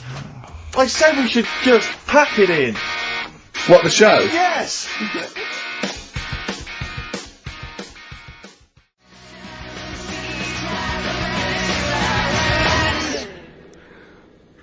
Come on, someone talk. I'm looking at his face, his headphones are too loud. Instead of turning them down, he's just grimacing, going, these are too loud. I don't understand it. Yeah, how have you lived this long? How did you make it to 30 without getting squashed, or eating something deadly poisonous? I told you, I used to choke a lot. We've had an email from, placebo, the bitter end. We've had an email from Andrew Forrest, who has just simply entitled it, Karl Pilkington. Oh, Karl Pilkington. What do you think of that? That's got to be your new name from now on. I had a mate who used to use it. What, he used to call you that? Yeah. Was that your nickname at school, Pilkington? No, it's not my nickname. It is now. No, it's not. It is now. Pilkington. Pilkington. Oi, Pilkington. Oi, Pilkington. Pilkington, do my homework. Where do you live? Where do you come from? Pilkington? No, there's this lad who called Mark, right, who used to go to school with, who used to call me that. And his mum, right, was like obsessed with cleaning. And I was never allowed in their flat. He makes the place look untidy. So she used to, I don't know if it was just me or all his mates, but I used to turn up and she goes, yeah, he is in, but you know what you've got to do? And I used to have to go round the side of his flat, and he had a computer, right, which he used to play. I didn't have one at that point, but he had one. And I used to have to go round the side of the flat and stand at his bedroom window with his window open, and I'd be sort of leaning in playing the game. You are joking. I'm not, his mum. You had the weirdest upbringing I've ever heard. The things you were willing to do is the strangest. What is this town like? No, I stopped going. Was there always music? Like,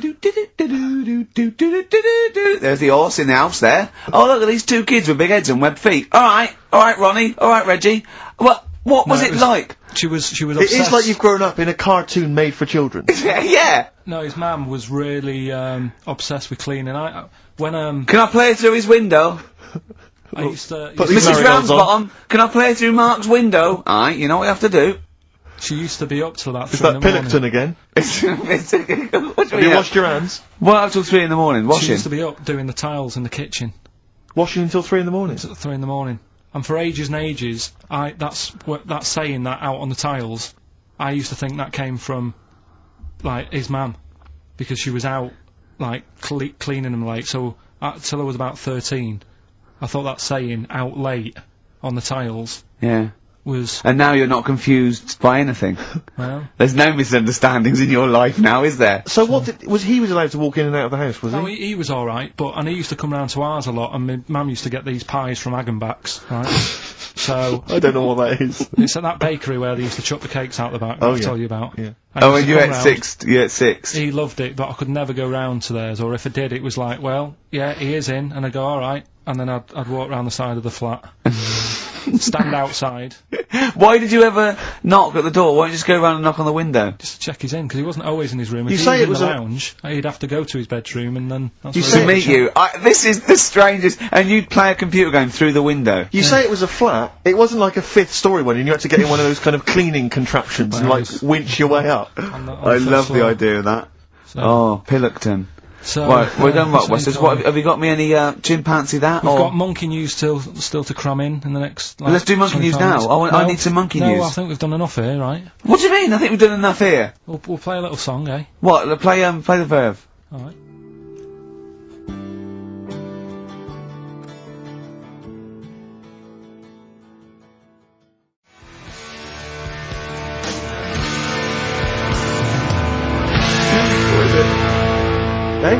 Go on. He's getting all stressed because I screamed. Sparky's Dream, Teenage Fan Club. I'll tell you, I'm sick of the screaming, Rick. I'm sick of that. I mean, no wonder Carl hates you, and that is the word I don't use often, but he does, and I've spoken to him in the past, and he loathes you. Monkey news. Give us one of the screams so the audience at home gets a taste of it. I'm taking my headphones off. No, and I'm not stepping going to away. scream. Go on, let's see what. Right, That come wasn't on. what you were doing. Was it worse than that? Yes! Right, come on, monkey news. It's not called monkey news. It's not called monkey news. Chimpanzee, we're not going to pack all the monkey stuff in. We've got a quarter of an hour. What other show can say that? We're not going to pack in all the monkey news. We've got 15 minutes where we can't get all the monkey information in. Right, come on. Well, you're gonna love this one, Go on. Let's have the jingle. Oh, chimpanzee that! right? I don't know how recent this was, Oh, God. 17th century? but it happened in Hackney, right? If you're outside London, that's in a place in London.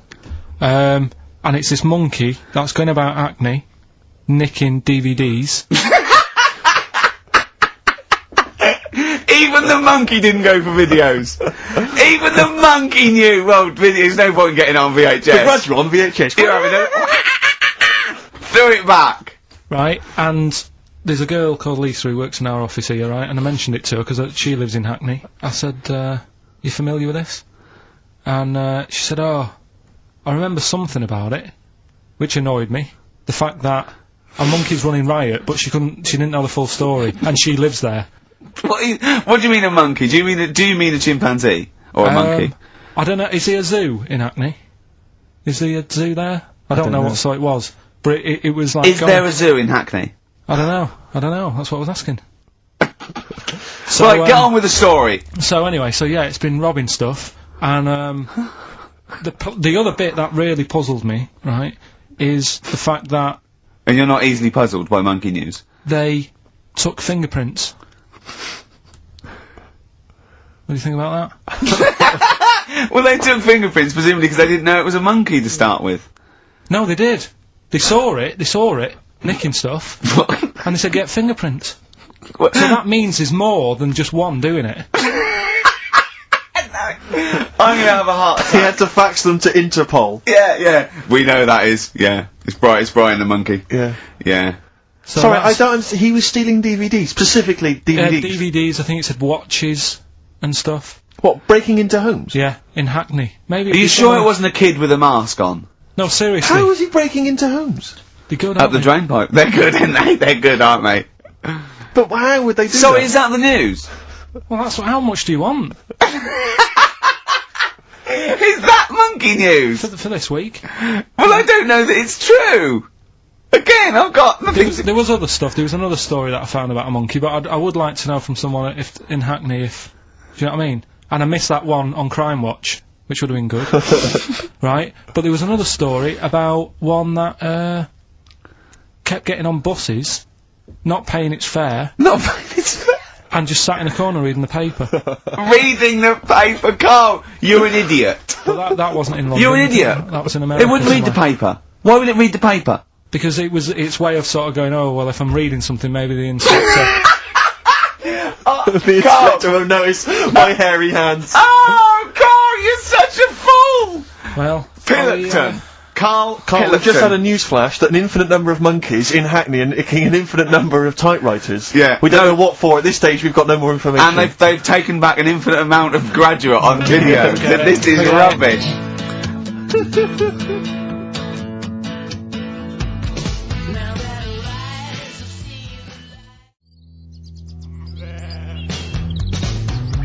Supergrass, seen the light. I just think of people, sort of, other Saturday, going, you coming shopping? I go, I can't, I'm listening to, XFM, there might be some monkey news. And they waited 2 hours for that. What sort of a show has a feature called Monkey News? Well, I have to say, the monkey story has been corroborated. Which one? Well, this one, it says, police in Britain this week are on the lookout for a very different kind of burglar. A chimpanzee who has been sighted breaking into a house in Hackney, stealing a mobile phone and leaving. The chimp is also the prime suspect in a break and entry in a nearby house where part of a radio was taken. One policeman stated that it might have been trained to steal, but a monkey's not going to think, that's a mobile phone, I'll just have that. Look at Carl's face. Yeah. Fact. That's fact. So, Rockbusters then. Yeah. Get these out of the way, we're running out of time now. I have to say now that we've had no answers that have attempted even to guess all three. Right, you see, that's because you're an idiot. Right, okay, right, do the questions and the answers, and, if I think that it's either too hard or ungettable because it's stupid, we're binning it. Alright. I thought we'd already binned it, I'm annoyed that... Right, come on, do it quickly. The first one was, well, if he would have been wearing an helmet, he would have been alright. Right, what's the answer? That was B. What's the answer? Busted. Right, that works, alright. Busted, that's fair enough. Did anyone get that? I assume some people got... No. People have given up, Rick. People aren't even bothering to contribute. Right, what's the next one? They've just ignored it like it never happened. Busted. Second one. Busted. Why are them Jamaican men swinging fish around their head? Go on. That was DS. Yeah. 70s band, Trout Spinners.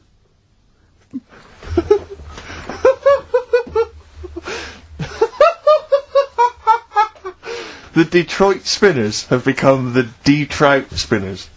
Yeah. Okay. Brilliant. And then the final bit, I'll play you some effects. Let's hear this. It's terrifying, Carl. It's sinister. Well, what's happened there? What was happening? No, what's the answer? That was, Born Slippy.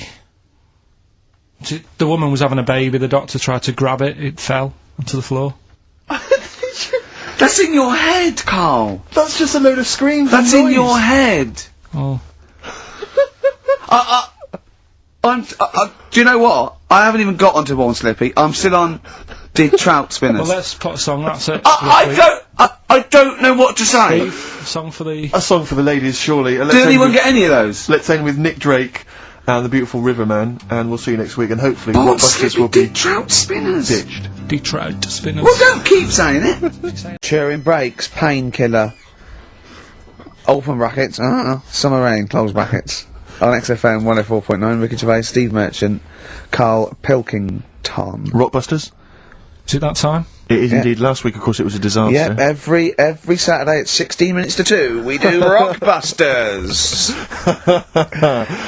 I have to say that I've not really gone through them, but the prizes look exactly the same as they were last week. Yeah. There's that T-shirt. So it's a rollover, but you haven't added to it.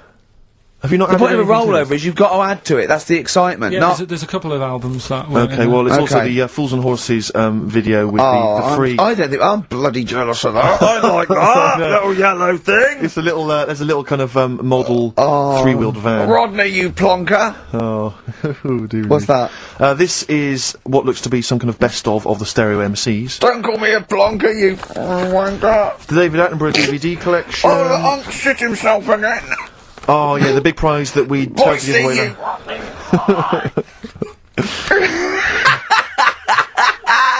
Best chill out.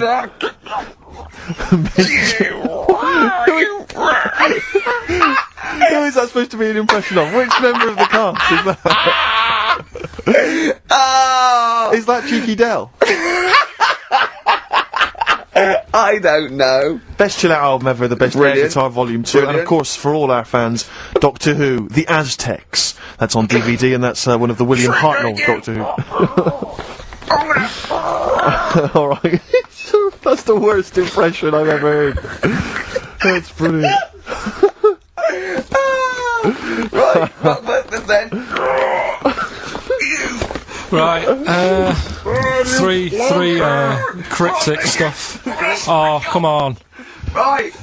Rodney, Yeah, three. I can't do it. No, come on! Right, three cryptic clues. Some of which may be wrong. Yeah, and don't take the letters literally. Yeah. Right, go on. And some initials, and it makes up a band. So here we go then. There's three of them. You email in ricky.gervais@xfm.co.uk. Yeah. Right, here we go then. Sure. Number one. The weather stinks, doesn't it? The weather stinks, doesn't it? Yeah. That's R. That's R. Right. The weather stinks, doesn't it? Yeah. Second one. Look, Grant, just get on the boat and help us out. Alright, give us that again. Look, Gran, just get on the boat and help us out. Look, Gran, just get on the boat and help us out. What's the initial? R again. R again, interesting. Yeah. And then the third one, if you're going to do that with your drink, I'd let it settle for a bit before you open it. CK. CK. Alright, What's more? So quickly, all the way through then. Number one, the weather stinks, doesn't it?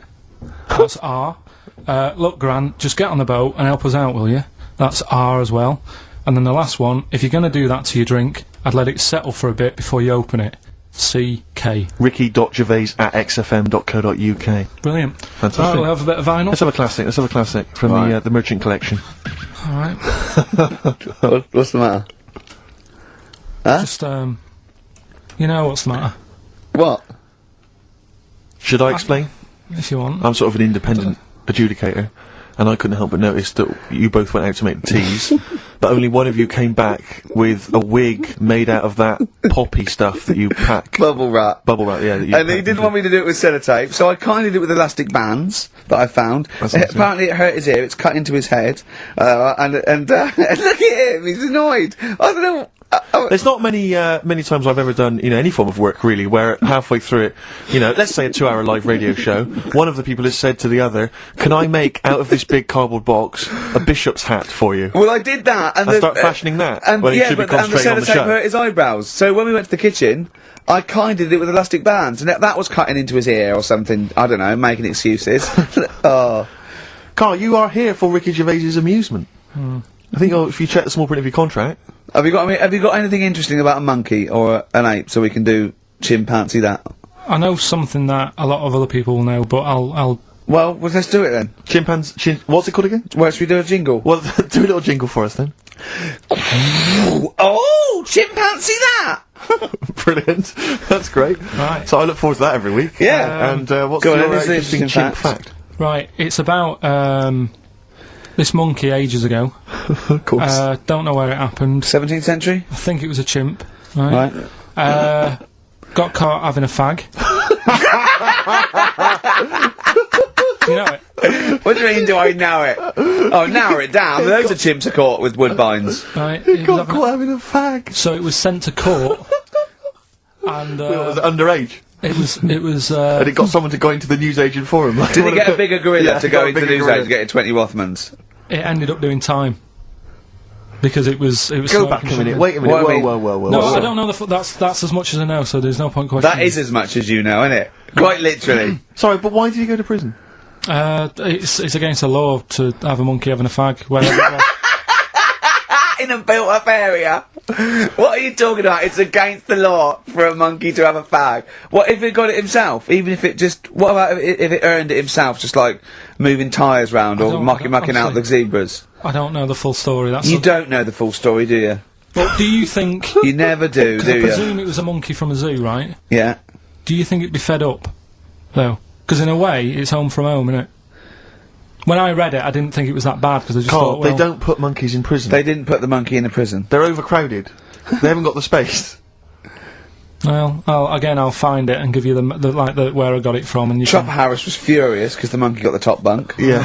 Can I just... And he did.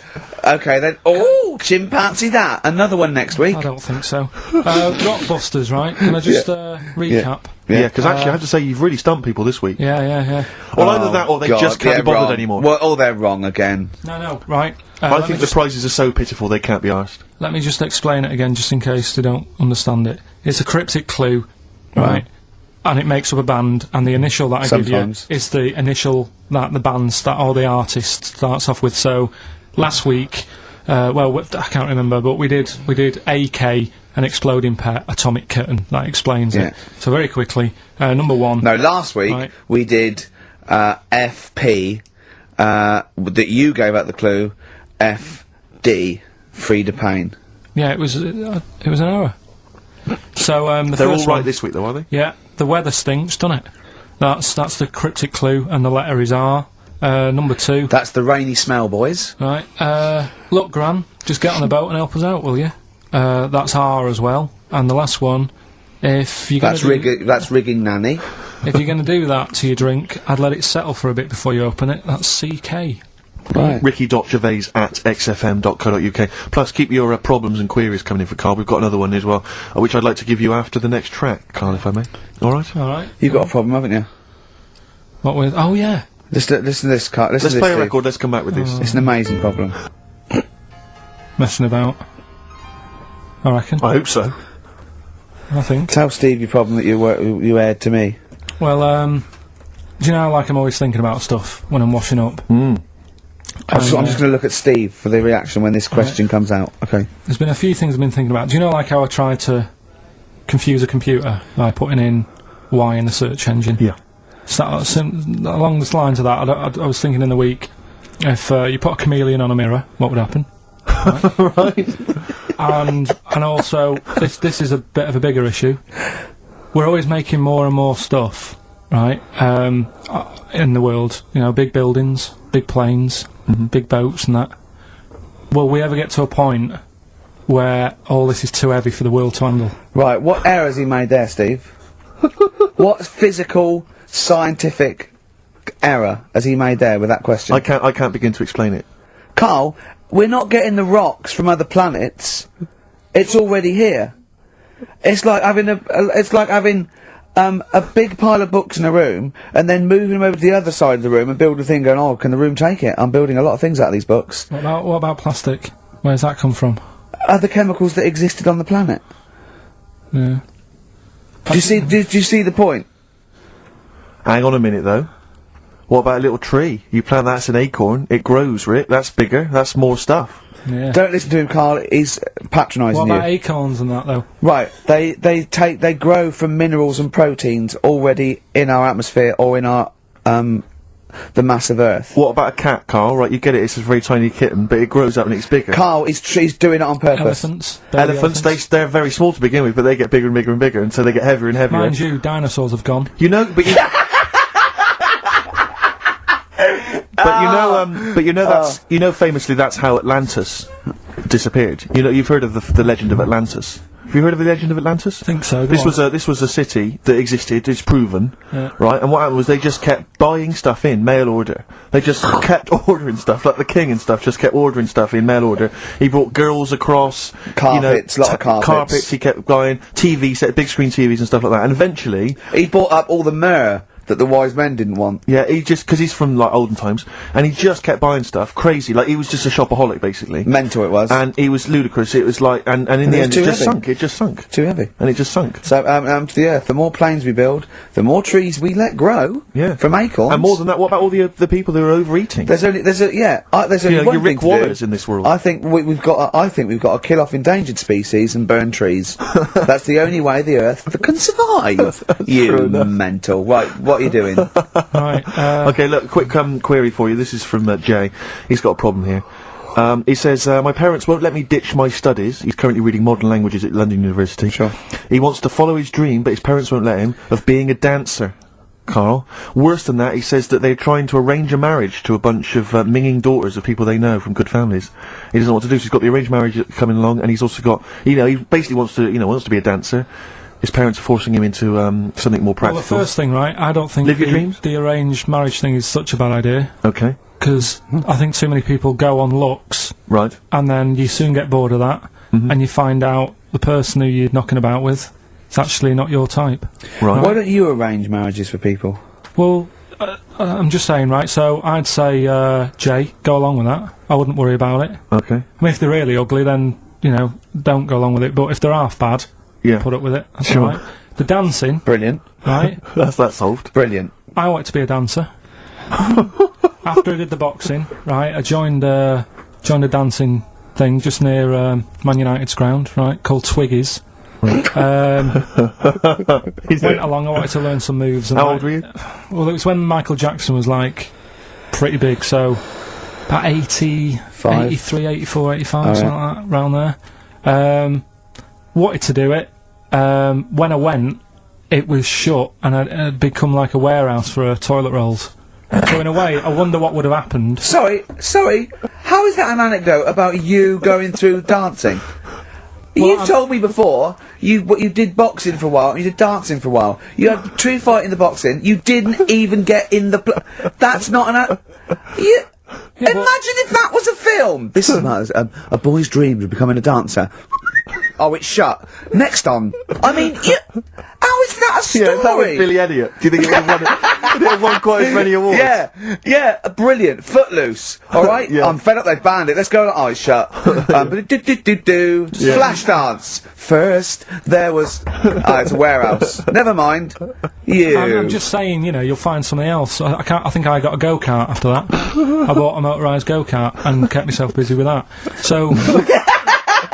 There's always other Just things. think, Alan Bennett has to sit down and really sweat over his stories.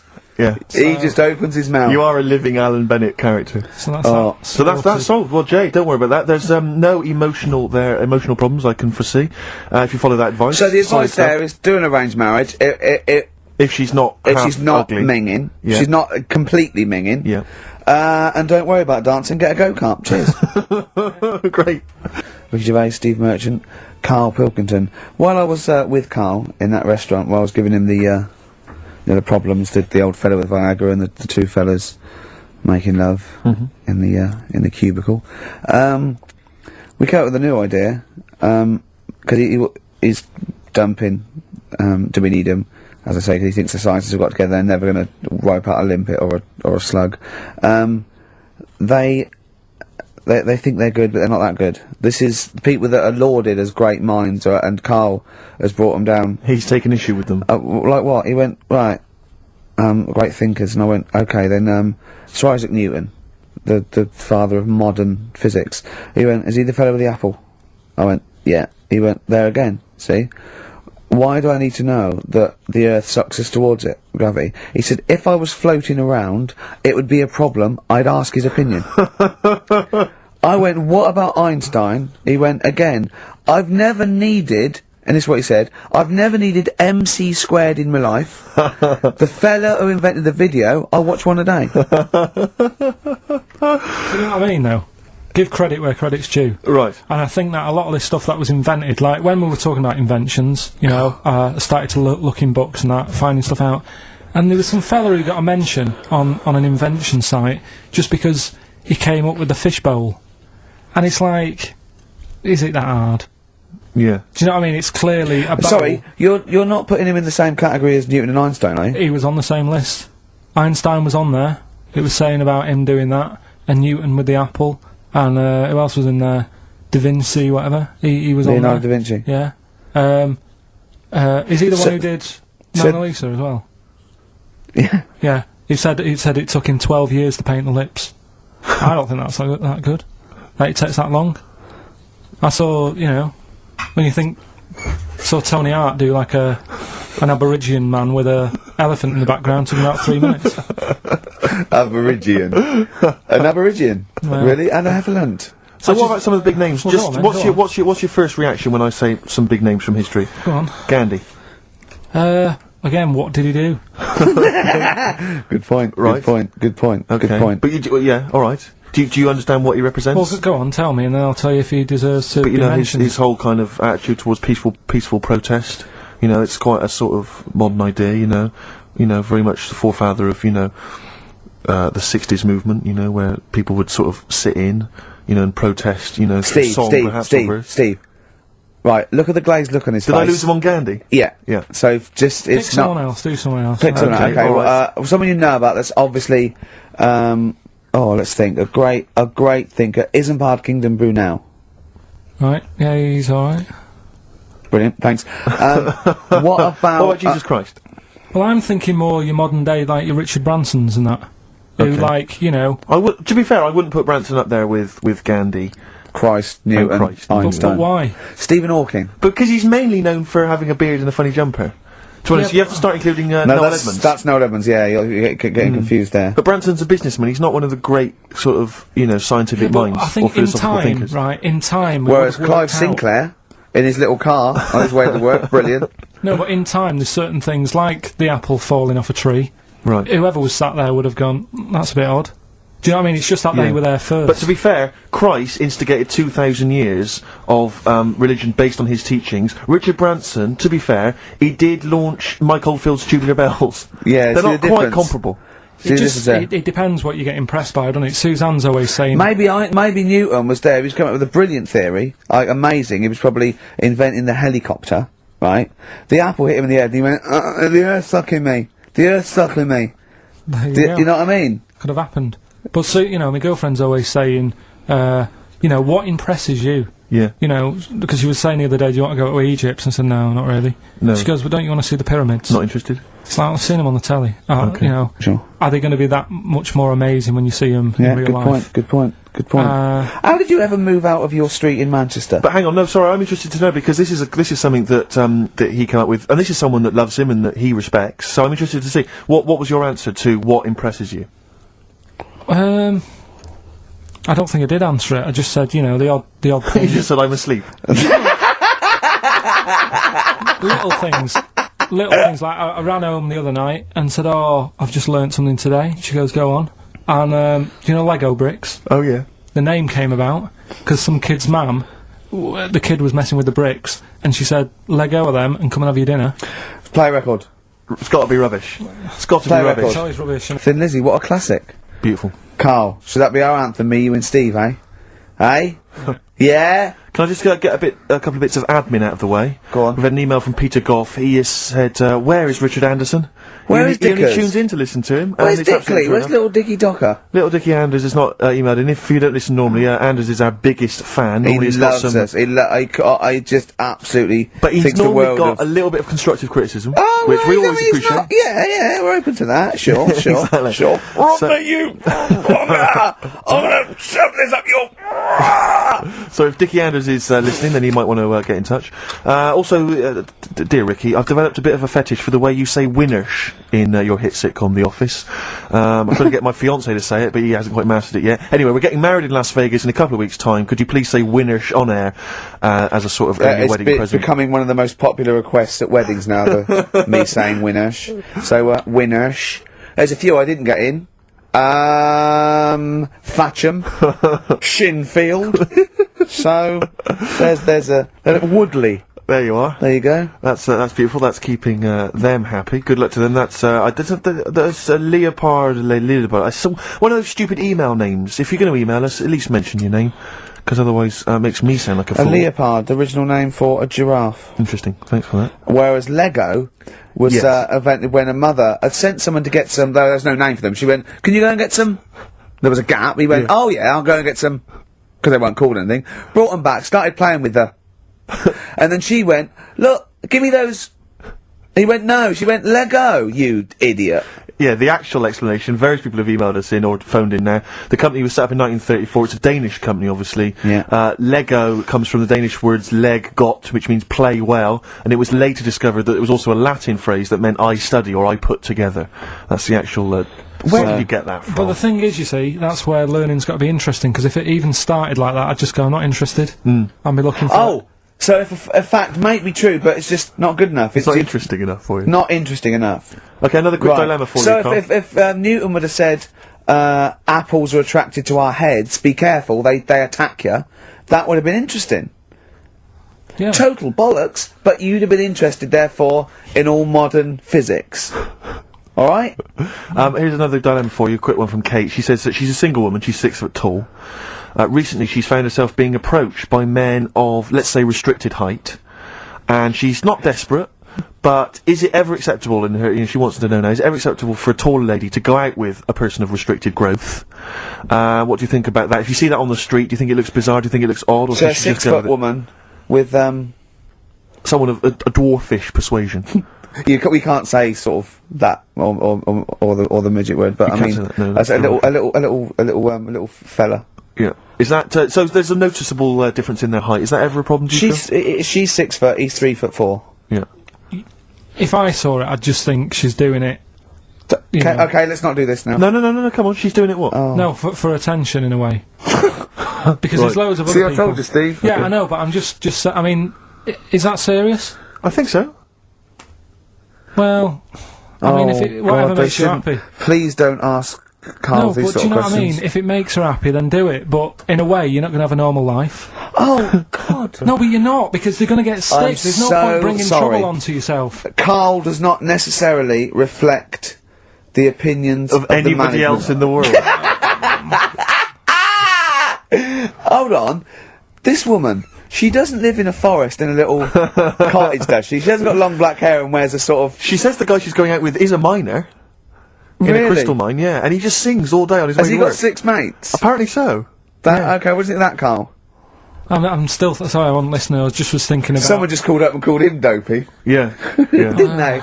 I mean, whatever. Do you know what I mean? Why? What's the matter with you? What's the matter with you today? I'm just saying. What? You're fed up with people taking issue with some of the stupid things you say? Lego was invented by a mother going, Lego of that. What are we going to do with all the buildings? The earth might collapse. What do you expect people to say? Well, even our listeners know you're talking rubbish, and some of those aren't allowed to wear socks. I mean... Listen, right, last week when I did Do We Need 'Em, do you know when I called up one of the museums, in a science museum? Yeah, are you talking to me? Yeah, I'm just saying, I wanted to tell you before when the song was on, but you're so busy listening to it. Yeah, was I so busy listening to a song I was playing? Yeah, but we're doing a radio show, aren't we? Alright, what's your point? Well, I just wanted to say, she emailed in to say I got her name wrong, so I'm just apologising for that. What did you just call her? I think I called her Jessica. What's her name? I don't know, I've got it on email somewhere. Well, this is not an apology! No, I'm You've just got saying... it wrong again! You've not even said her real name! How is that an apology? Well, I read the email, so, yeah, But who are you apologising to? I think her name's Jackie, I think. Oh, you've got it wrong again, haven't you? Well, anyway, and she just said if you want to see dinosaurs and that, go to the museum. You were complaining about that as well, weren't you? You went to a museum and there was too many dinosaurs. He said you just need 4. No, well, Steve, have you been to the one in Knightsbridge? I think this so. One that I called up, right? It's nice. You go in, you get a good collection of stuff. You walk in, there's 3 or 4 dinosaurs. You've had enough, right? I went into New York, right? Went to the museum there, hundreds of them. You can't move for dinosaurs. Yeah. It's almost like they're responsible for them being extinct. There's loads of them. So all I'm saying is, if you want to see a dinosaur, go to the one near Knightsbridge. They've got a nice selection, some old vases and stuff. It's worth going. So, do you work for them? Because that was a pretty big sell. Well, you could work that into quite an advert, I imagine. Brilliant. Karl, you're fed up, aren't you? Because you had to get up early. Well, that's another thing, but will we give out the answers for... Let's do that after we've played the next tune. I have to say that I'm wondering if Rockbusters, like Do We Need 'Em, is beginning to run its course, because this week we've had very, very few right answers. I think you're just getting too complicated. Yeah, because his clues and his answers are rubbish. Why don't you start doing proper ones? These are good. We started off easy, if you remember.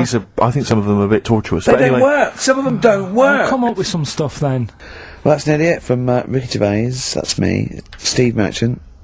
One of the 50 most eligible bachelors in Britain. I hope people as well, if you buy Company Magazine, if there's any ladies listening, every week, of course, I've played you a song for the ladies, and I hope now that you'll be able to return the favour and maybe vote for me. Buy Company Magazine, vote for me, so I become the number one eligible bachelor. That wouldn't mean anything then, would it? What do you mean? Well, it wouldn't mean anything then, would it? If they voted you and you got into the top 30, it wouldn't mean anything because you've asked them to do it. What are you talking about? Of course, because it means that they care for me enough, and then they are impressed and charmed by enough that they've actually made that effort. That's beautiful. I think that would ruin it. Well, let's wait and see what the results are. Do you think? Getting off that, because we don't want Steve to use as a platform to get in the top 48. He's bound to beat a couple of people. But what do you think of him now, Karl? Now you've known him for these many years. What do you think of his looks objectively now that you've known him? Can you remember what you first thought? Like I say, he's changed a bit. He's sorted himself out a bit. Yeah. Looks a bit better. How was he done? I don't know. His hair's better. Yeah, what was it before? It was just a bit nothingy. Do you know what I mean? It was like just like if you just let your hair grow and do its own thing.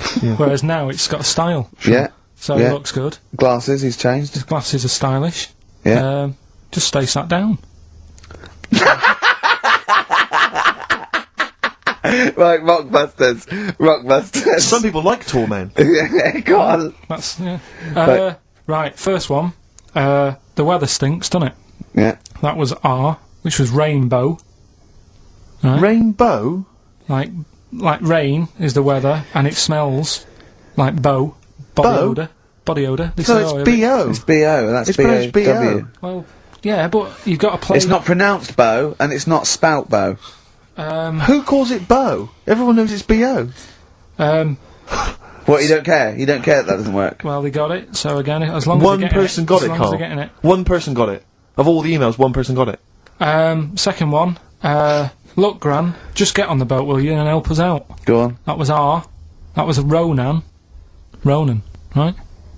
Ronan, who's Ronan? Ronan. Who's Ronan? Ronan Keating. But he's known as Ronan Keating. No, it's RK. not. No, it's not anymore, though. He's gone on his own, hasn't he? He's just known as Ronan. No, he's not. No, he's not. It's Ronan Keating. He's always been known as Ronan Keating. Alright. So that doesn't work on there. Go on. Third one. Next. If you're going to do that to your drink, I'd let it settle for a little bit before you open it. That was CK. What? Shake a can. Shake a can. If you're going to shake, you can. This is the worst competition ever. So, It's Chaka. have you got a It's winner? Chaka. It's Chaka. It's Chaka Khan. Shake a can. No, Chaka Khan.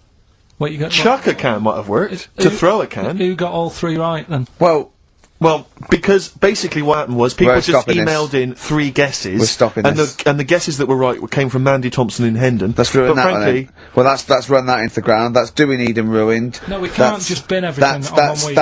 I don't think we're going to get that. Oh, they're not as good as they think they are because you've only picked on Newton Einstein. You don't know anyone else. You don't know who Gandhi is. Chimpanzee that you've run out of. I did like the jingle for that though. Oh, chimpanzee that. That was a great jingle. Yeah, But sadly we won't be able to use that again. So who's won anyway? Well, it was Mandy Thompson I mentioned, but as I say, she guessed, so I mean, she can have the prizes, she's welcome to them. But, There you go. I think we should knock it on the head, Carl. Maybe you should come up with something Yeah. new. No, I think it's still got a few weeks in it. I think we should take some time off. Well, Yeah. What about, like, the foreseeable future? Don't know. song does for that the sound? lovers. Do you want to just play A song that? for the ladies. Listen, you know what? I think it's maybe the March issue of Company magazine. Buy that. Top 50 most eligible people. There's probably an address or a phone number to call. And here's another song for the ladies, maybe just to charm you further. Tom the Model by Beth Gibbons and Russ.